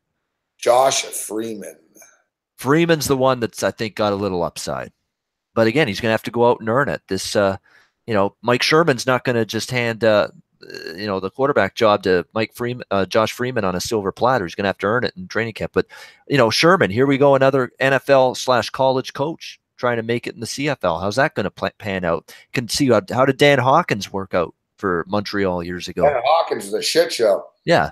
I know Mike Sherman's a pretty decent coach and good track record. A&M, he was okay. Green Bay Packers, I understand that. But Jeff Tedford, Babano. Jeff Tedford was a train wrake. Yep. The BC Lions, yet Jeff Tedford goes to Fresno and does a great job there. Yep. Sometimes you're just built for, stay in your lane, so to speak. Stay in your NFL world. Stay in your college. June Jones now with a full year of battle of understanding the league and everything too will be more interesting. You know, you guys could be an interesting team, the Hamilton Tiger Cats. I think I'll tell you what, I didn't like June Jones. It's going to be fun to watch no matter what. You know what I mean? It's going to be fun to watch. Now, is this the situation where Hamilton responded positively to June Jones because the coach got fired, or they made the change with Ken Austin and they brought June Jones in? Everybody perks up when the new coach arrives. Or did they legitimately like his playing for him, like his offensive system? Because they were tremendous. It was like a different Ticat team September onward when June Jones took over. They were great down the stretch. They almost came back and made the playoffs after that horrendous start, under June Jones last year. This is going to tell the tale. If they go back to flaming out and struggling out of the gate, it's going to be, okay, that was just a team responding to the coach getting fired or being removed. And you had that little uptick of energy and performance just on initially after the new coach arrives. And if it goes back to that, it might not necessarily be June Jones being the answer. If they have a tough season or a tough start, this will determine it. Ian Cameron, a.k.a. Barbado. Great job of Barbado. And you know what? Actually, I just realized. How about Jerry Glanville? We haven't even mentioned her old. I didn't even know the man was alive. I swear to God, I did not even know he was still living like 7 months ago. Jerry Glanville. And now I find out he's on the coaching staff for the Ticats. Former Falcon. Yeah. It's your desk, actually. I said fucking kids' room. It's not kids' room. It's a classroom. That's what I want to say. Your desk, like that wood, reminds me of like school with the old wood desks. Yeah. And you kind of look like a teacher too, actually. Yeah, professor. Well, yeah. Well, Malinsky was a professor, but yeah, you should come up with some sort of variable of it. Yeah. That's exactly why I say no. Can't use that. Yeah, you're in the home. It's like your homeroom, Babano's homeroom. Yeah, educating the masses about betting and doing things the right way, and hot chicks from the 70s, 80s, and 90s, like we did tonight. yeah. I'm just busting your balls, but yeah, we don't. No, in all seriousness, before we wrap up, appreciate the computer jokes nor the bike jokes when it's Google Hangouts. But we're just busting Babato's balls. No, it's no problem. It's always fun. You got to have some laughs. You got to be able to have, you have to be able to make fun of yourself. I mean, what if you can't? That's the thing. If you give it, you got to take it. Yeah, exactly. Yeah, I love that stuff. It does not bother me one bit. It's funny. I actually laugh at I laugh at myself a lot on the air. I'm not afraid of poking fun at my own self. Never. Yeah, this is good. In all seriousness, though, I'm looking forward to the CFL just before we wrap up. I mean, it's only a few weeks away. You're going to have preseason next week starting, so it's coming. It's going to be here before you know it. I can't wait. Game on Friday. No shit, this Friday? Tomorrow. I thought it was next week. There's tomorrow. Yeah. Look, yeah, unless I'm insane, which I am insane, but no, I've double checked. No, you're probably right. I am insane, but I also could be right. You know what I mean? Like, on both counts, yes. Yeah, exactly. There's two. Yes, you're insane, and yes, you're probably right that there is a game tomorrow. Yeah. Oh fuck! I'm right and I'm wrong, Babano. It's Sunday. Okay. Well, it is this weekend. Oh yeah, Saskatchewan at Edmonton. There we go. You know what it is? 5 o'clock. I knew it was this week. I'm bad with dates. Like I don't know. I couldn't tell you if it's the 23rd or the 24th or whatever now. But they're playing on the 27th. So yeah, essentially CFL football starts in a couple of days. Yeah, there you go. Sunday. You're right. Sunday, May 27. First preseason game. Then you got a bunch on Thursday, and 3 on Friday next week. You got to go next Friday, bro. You're fucking Toronto Argonauts in Hamilton next Friday night. Johnny Manziel in the Hammer. Well, of course I'll be there. I got season tickets. That includes the preseason home game too. Yep. And then I will be there. Yep. So the regular season starts Thursday, June 14th. Same day as the World Cup. It's going to be crazy. Fuck. Same day as the World Cup, CFL starts. And there was another sporting event on the 14th. I think the NBA Finals or whatever. Fuck. Yeah, it could be the end of Game 6 or 7 of the finals that day, I think. For the NBA. Yesterday, there was another definitive event, though. There was another random event that was June 14th. Oh, fuck. It's the fucking horse race. Horse race? I thought it was the Belmont, or is that on the 7th? Fuck. Might be the weekend before that. Might be. But I'm not sure. It's early June. You're definitely right around the right area. Yeah. Yeah, I think it would be the 7th. Whatever it is, someone in the chat will know. Fuck. There's something. That's a great day. The good news is that Thursday, June 14, World Cup's obviously going to be live in the morning and the afternoon. It's not going to conflict with CFL. CFL will be at night. World Cup's going to be day games only. Yeah, the World Cup will be games. There's going to be games at like fucking 7 in the morning. Yeah. For us, 10 in the morning, and then like 2 in the afternoon is night there or whatever. Yeah. They're 6 hours ahead, right? So exactly. Like a noon game there, 6 in the morning for us. So there's 3 level of games there.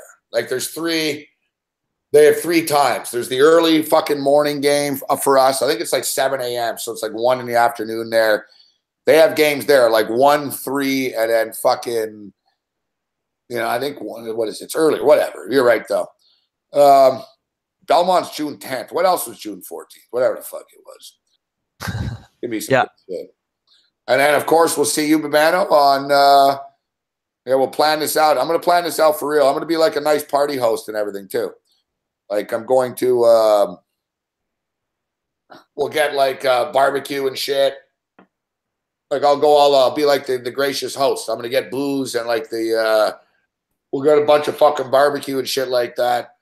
The game's at 7 o'clock.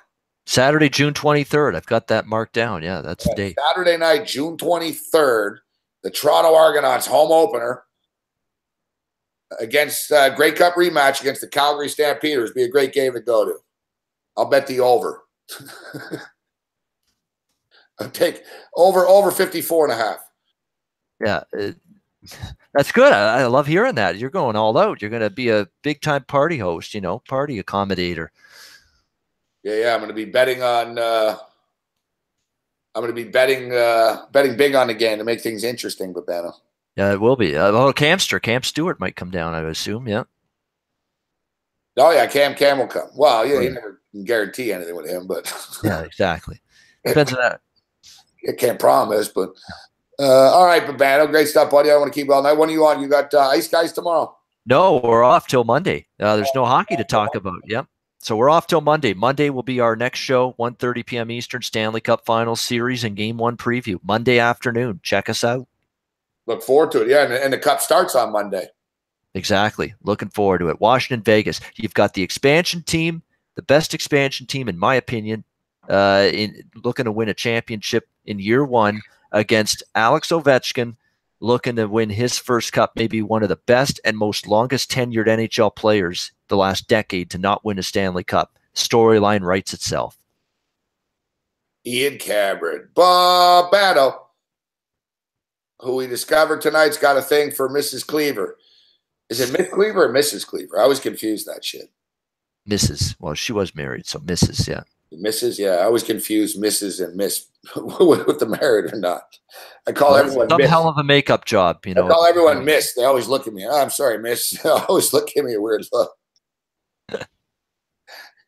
Yeah, that's right. Big man on campus, who I see in the chat now. He has that Vegas future still alive. That's what so he's got a reason to watch some hockey for a change, a real sport. Going to be a nice hedge situation as well. Great stuff, Babano. Yeah, where we don't have both teams to score props in hockey because both teams actually do score. Yeah, great stuff. Yeah. Okay, Cam's a great guy, but when his girlfriend calls, he's got to go. You know what? It's true. I was so wasted. I barely remember anyways, but if you guys don't remember, he fucking did that night Babano was there. Remember we went to the football game, the CFL game, the playoff game. Remember we were doing the show? Remember it was with you, me, and Kevin and shit. And Cam ordered a bunch of wings, and split. I was at Chula's Joe's that night. I remember the Dallas-Philadelphia game was the Sunday night game that weekend. Sunday night football was Cowboys-Eagles. Got a bunch of wings. I thought Cam's sticking around for a little bit. A bunch of food, and Cam split. Yeah. And, you and Kevin had to eat it. I couldn't eat it. I was on the fucking the health kick. I couldn't eat it. The funny thing is I always forget about that, and then you remind me about it. Like, that didn't bother me, honestly. I didn't mind me having to pay for the food there. Well, yeah, exactly. It was a couple plates of wings. What the hell? Yeah. Right? It's not like he split. It's Cam. He didn't order and then split and leave us with the bill. But, Cam ordered a bunch. They ordered food. Cam's all wasted. I wasn't really eating. I was all drunk, and they're like, "Oh, you want to order?" And Cam's like, "No." And he pulled the typical Cam. He's like, "No, I'm not really all that hungry. I'm all right." And then as soon as Babano and Kevin ordered food and shit, Cam was like all over it. Yeah. And, Get more. Yeah. "Oh, can I get a wing?" And, "Oh, it looks good. Fuck." And then they were like, "Fuck, should we just order more?" And then Cam's like, "Yeah, all right. Let's order fucking order Said that. 2 pounds of wings. Go order 2 more plates. Let's go. Fuck, I'm gonna eat after all." And then he orders, and then Cam's on his phone. And remember, he just comes up to me. I gotta go. I gotta go. Exactly. Just out of the blue. Cam's having a great time. Cam was great the whole day. He's having a ton of fun. Then all of a sudden just hits us out of the blue with the I gotta go blast after a phone call. And it's like, what? Where'd that come from? Like, I didn't understand it. I know Cam Stewart, though, has, he's got personal issues he's got to deal with. I'm not trying to make it sound like, he doesn't have something going on, but he's got a crazy girlfriend. Yeah, that's what's going on. Yeah, that explains it right there. Say no more. Yeah. He really doesn't have that many issues. I mean, he loses gambling sometimes. His big issue is, I don't know. It's true. He always goes out, but then I was surprised in Vegas. He didn't that he would go for 4 days actually like that. That's funny. Like I say, that's no problem at all that he left and bolted. Then sometimes life intercedes, Gabe. Sometimes it just intercedes. Sometimes at the wrong time, but sometimes it just gets in the way. The night of the Raptor game, he had a good reason actually. I mean, there was a reason with the chick he split. The one that night at Shula's Joe's, I think he just tapped out. It was a good excuse for him to go to. That's the thing. I've known Cam a long time, and I partied with him a lot. Obviously, I've partied with Cam hundreds of fucking times over the years, and it always ends the same way. He never makes it to the end of the night with the. He can party all night. If you end up with him, he doesn't go to bed at 2 a.m. or shit like that, but he'll leave. He'll never stay to the fucking end. He's always gonna go meet someone, or he's gonna go somewhere else. Or he'll pull the random, just disappear. Look, when we were in Vegas, guys, at the March Madness, he disappeared twice. He disappeared once for fucking 18 hours. Then I randomly ran into him. And he was fucking wobbling and shit. I went up to him hey, where are you? I was like, where you been? He's like, I don't know. He goes, I don't know where I've been. Fuck. He goes, I just woke up on a carpet somewhere. Fuck. I had no idea. You disappeared for 18 fucking hours and you don't know where you've been. Wow. He was gambling and he passed out. And I don't know. Fuck. Cam has a fucking knack of sitting down somewhere and then just fall asleep when he's all wasted. He caused a big incident at an airport once. We were like, where's Cam? Fuck. Cam disappeared in the airport. And we're looking around and we look and there's fucking security and shit and fucking the airline's getting all pissed off. And whatever, man. Cam went behind where the fucking where you board the plane. He went on the other side of their desk and shit and he was passed out fucking where they were. It wasn't a restricted area, but I guess he wasn't supposed to be where he was. And they made a big deal of waking him up and shit. Fucking. Probably the homeless derelict, probably, these guys at the airport. Yeah. Exactly. Get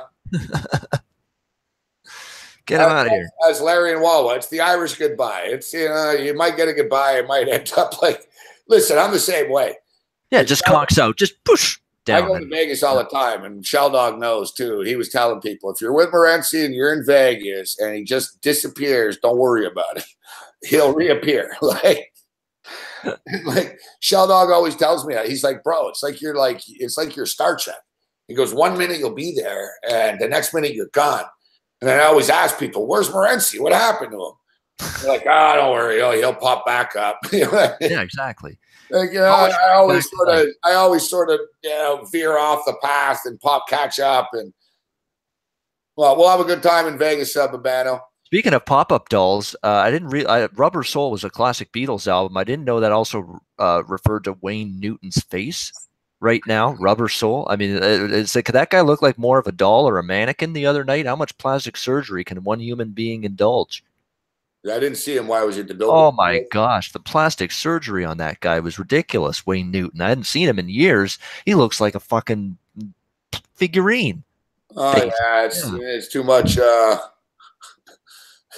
It's too much, little too much Botox and plastic surgery. Botox and needles and all that. Yeah, plastic I gotta surgery. tell you, being on the road with Homicide, the best thing about that was, number one, I wasn't exposed to any of the royal wedding bullshit.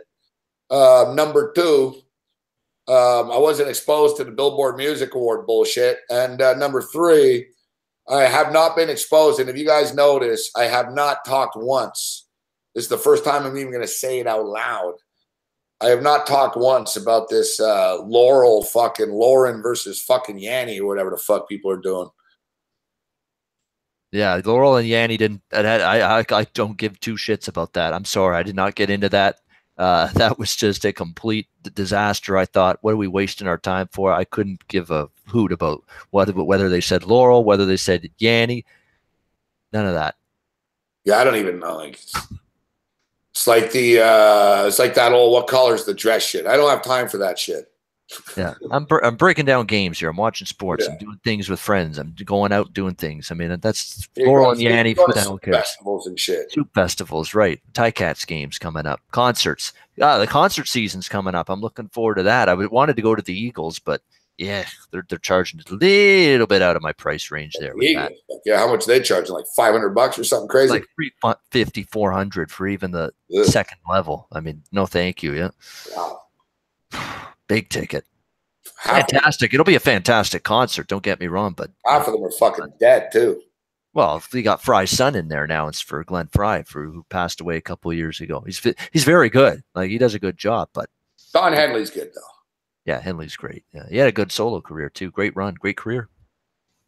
Bano, great stuff with Bano.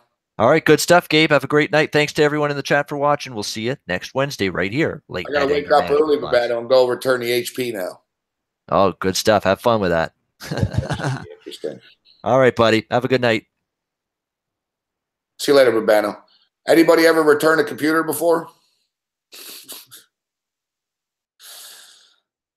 You know what? I kind of knew I was going to return it. I thought I might. So for me, normally I destroy the package and I get rid of everything, but I've got everything. I've got the receipt. I got the box. I don't think, what's a restocking fee? They're going to hit me with a fee? It was from Best Buy. I got the bill. I got everything. So I'm going to go in and just say, they're going to ask me why I'm returning it. I'm going to say out of spite. Yeah, it's day 13.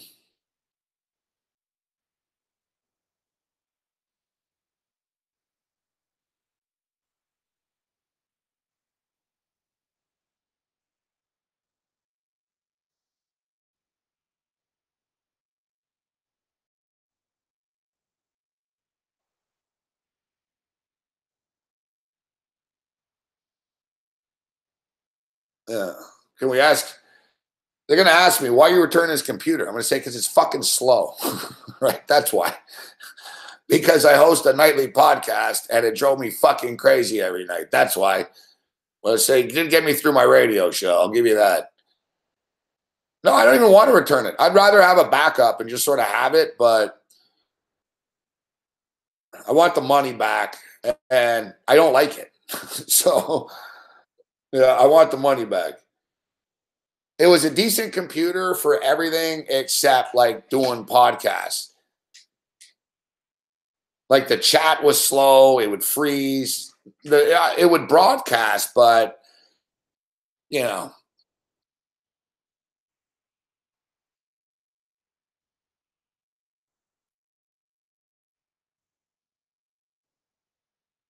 I'm not happy with its performance.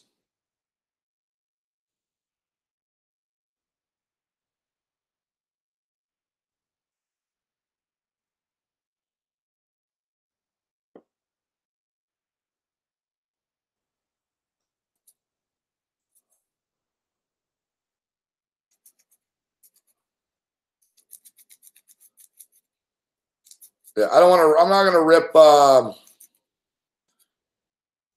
I'm not going to rip. I'm not ripping HP.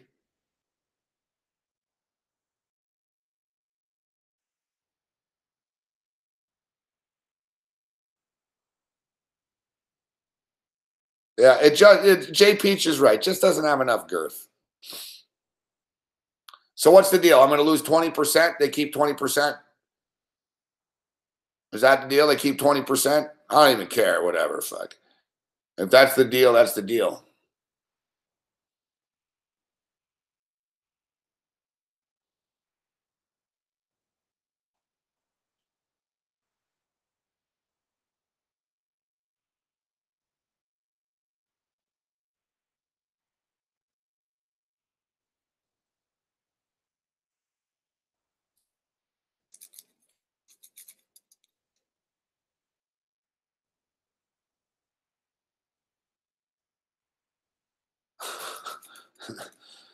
I've been ripping HP for 2 weeks. No, it's all right. I got no beef with HP. My Apple's been working fine since I better unplug it. I'm trying to manage the Apple a little better now.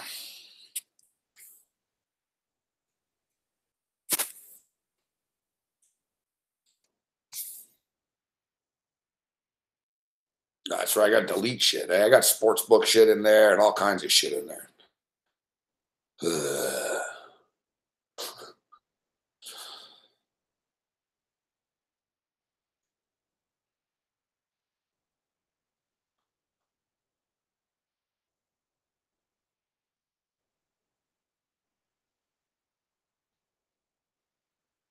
Fuck. I think I might even owe them money, fuck. Which could be interesting too. If I do, I'll just tell them whatever. Just keep it, fuck. I don't give a shit.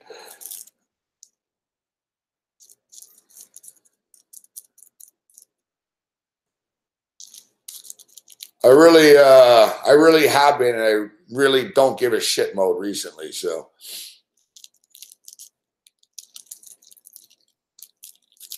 yeah, I'll clear the history and shit. But I downloaded shit for the radio show and whatever. I don't give a shit.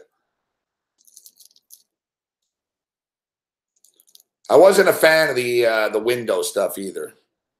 No, did you tweet it out, Spenny? I'll look at your Twitter. I'll follow you again on this one. Let's get it.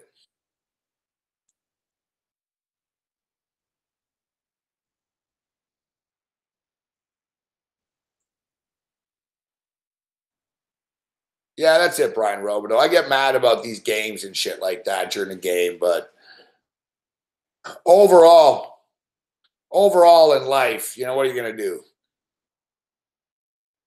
I've been much mellower. You know what I mean?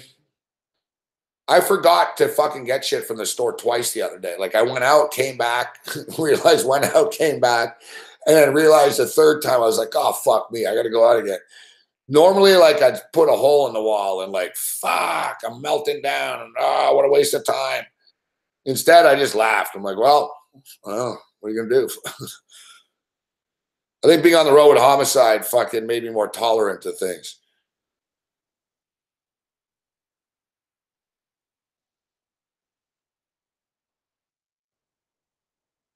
They say you get more bees with honey than vinegar, right? What up, also, man? Yeah, I like, I'm glad you brought that up. Yeah, put it on Twitter. I'm going to follow it.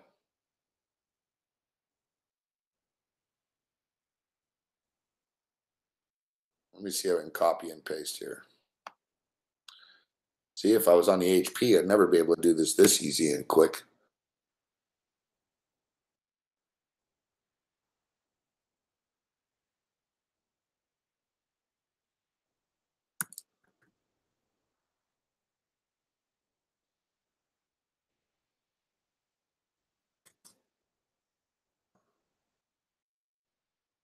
So it's a miss the cut parlay. Not make the cut, miss the cut. Fuck, I like Westwood. I like Poulter. I like Noren. Miss the cut or make the cut. Well, what did I just copy and paste here?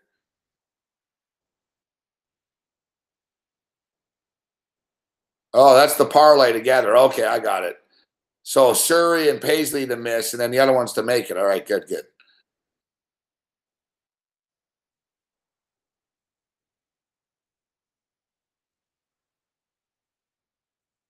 Yeah, I misunderstood. There it is. Yeah. Yeah,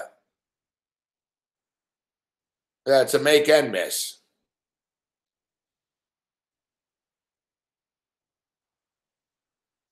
All right, so tomorrow, I'm not abandoning ship, on the Golden State Warriors, but I'd really prefer if Andre Iguodala was playing and Klay Thompson, but I think Iguodala is more important.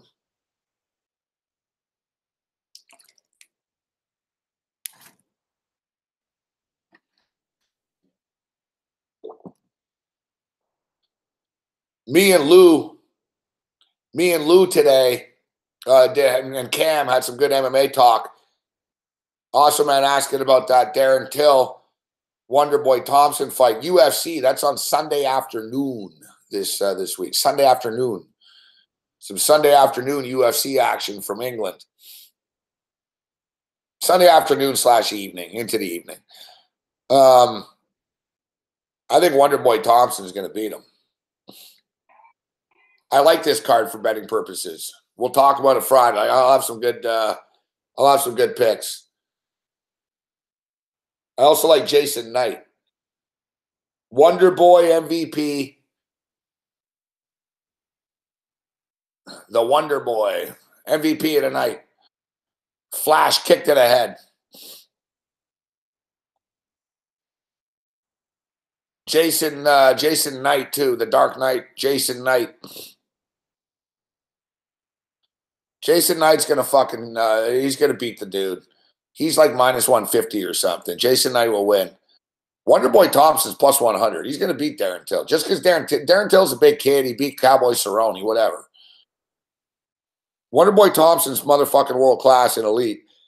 And like I said earlier today, when Wonderboy Thompson fought Woodley twice, look, the first fight was really, really close.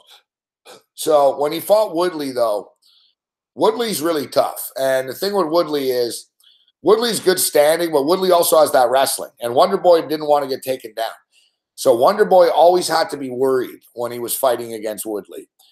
He always had to be fucking extra cautious because if I end up on my back, I'm in a lot of trouble. So he always sort of had to be cautious. Darren Till's not a fucking wrestler. Darren Till's not going to take him down. Darren Till's looking to knock him out, and Darren Till is like a kickboxer, Muay Thai guy, right? But he's more just a striker fucking dude, which you're playing right into the hands of Wonderboy Thompson. Till's going to try to bully him and shit and get in his face early. Wonderboy's going to take a couple of steps back. Wonderboy's really smart with angles and shit. Wonderboy's going to, figure Till out, let Till fucking swing for the fences a little bit, and then bam, out of nowhere, before Till even sees it coming, he's going to get kicked in the fucking head and he's going to get knocked out.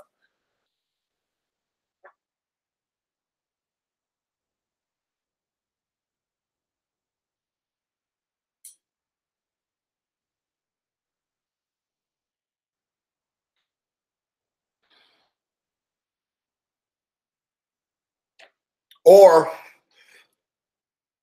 fuck, I hurt my foot somehow. I hurt my foot in Halifax. Fuck, yeah, I always hurt my feet on these trips. Fuck.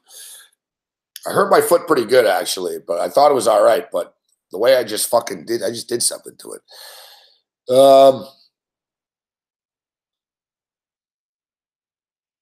Yeah, and the only other thing is, too,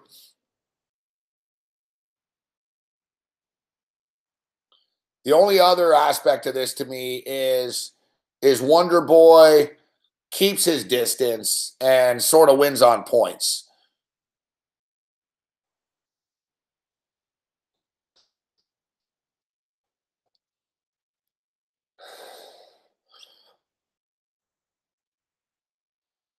Yeah, I'm not saying it's a lock of the month, but I think Wonderboy's a good bet. I'll bet him.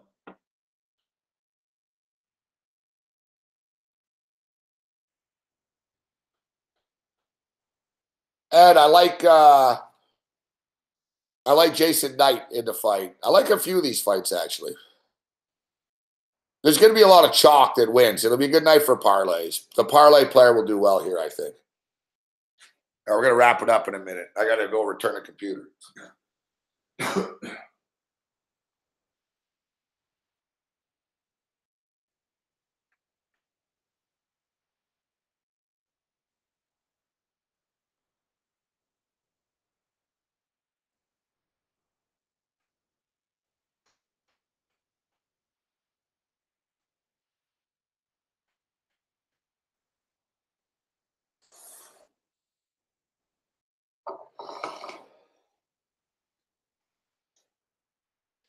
That's when you know it's summer, when McDonald's has their dollar drink fucking deal back.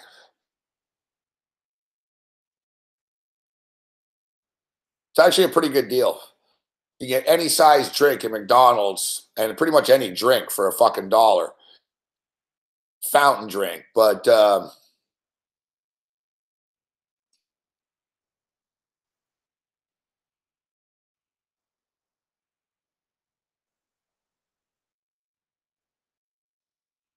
yeah, the dollar diabetes deal.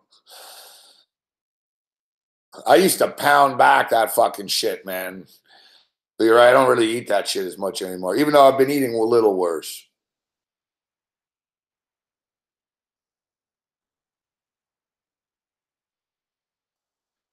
We got a bunch of afternoon baseball again tomorrow.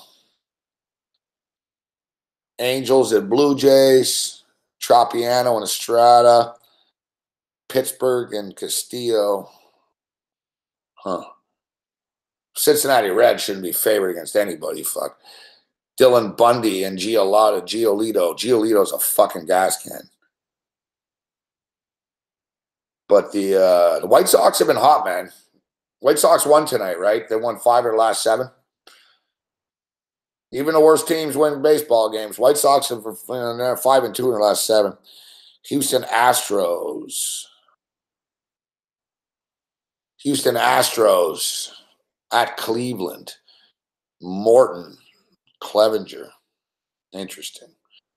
I'd lean with the under 8. I don't bet a lot of unders, but wouldn't be surprised that's a low-scoring game. Houston can't hit the ball, fuck. They can't hit. They're a good team still, but they're having a hard time hitting. I don't know, man. The Red Sox are one of the best teams in baseball. And for some reason, like tonight, they were minus 130. Tomorrow, they're minus 140. And the Brewers and the Mets tomorrow, huh? Brewers are a good team. I haven't done any research on this. I mean, I'm not telling you what to play, but I'm going to take a deeper look and kick the tires here overnight. Take a look at the Pittsburgh Pirate game here. I got to look at the form here of Nova and Castillo. I'll stay away from that Oriole White Sox game. Maybe I'll bet on the Pittsburgh Pirates in the morning. Might take that under 8 tomorrow at 6 o'clock Eastern, Cleveland and Houston. Probably will take the Boston Red Sox with Porcello at minus 140. NBA basketball. Going to hold off, see the injury situation here. We already have Golden State to win the title, but so I don't know. I got to hold off on this. Golden State should win, but I wouldn't be shocked if the Rockets won tomorrow. I got to sleep on it. I wouldn't be shocked if the Rockets won tomorrow. And doesn't mean I think Golden State's going to lose the series. Even if Golden State loses tomorrow, that's when the real value kicks in. Golden State loses tomorrow, they're going to be fucking like plus fucking 200 or something to win the series, let alone the fucking title. That's when you pounce on the fucking Warriors and shit. Warriors could lose tomorrow. They go back to Oakland. They win that game. Then they go back. They go back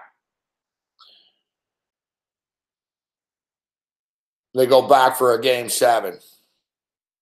And Houston chokes in game 7.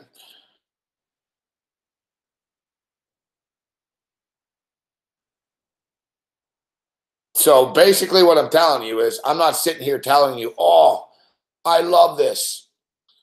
But last night, I was also sitting here telling you, well, Cleveland and Boston's tough, and I ended up winning with Boston. I also was telling you last night that I think Tampa could win this game tonight, and then I ended up taking Washington today. It's not like NFL football or college football where you're locked in on a game. You know what I mean? I got to see, especially with Klay Thompson. And another thing is, too, why would I take the Warriors right now at +1? If Klay Thompson's out and Iguodala's out, it's going to be +4 or something. The line's going to move. So let's hold off on this. That's why I host a radio show every day from 4 to 7 on the FantasySportsRadioNetwork.com.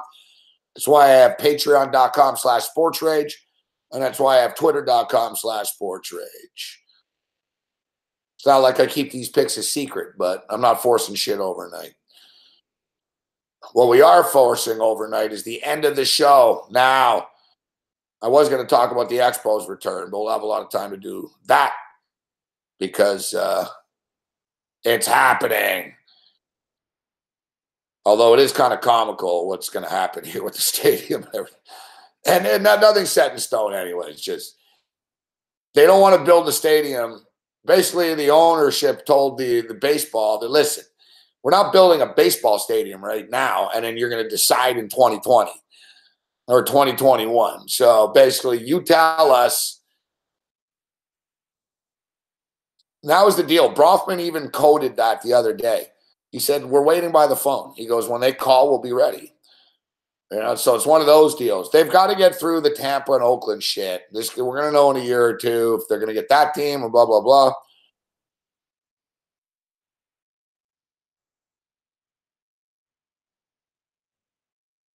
But it's been pitched that potentially they could get the team play for a year in the Olympic Stadium while the stadium is getting ready. But anyways, we'll talk about that later in the week.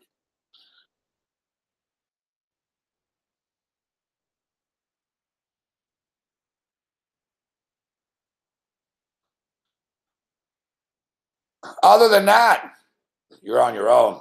Later.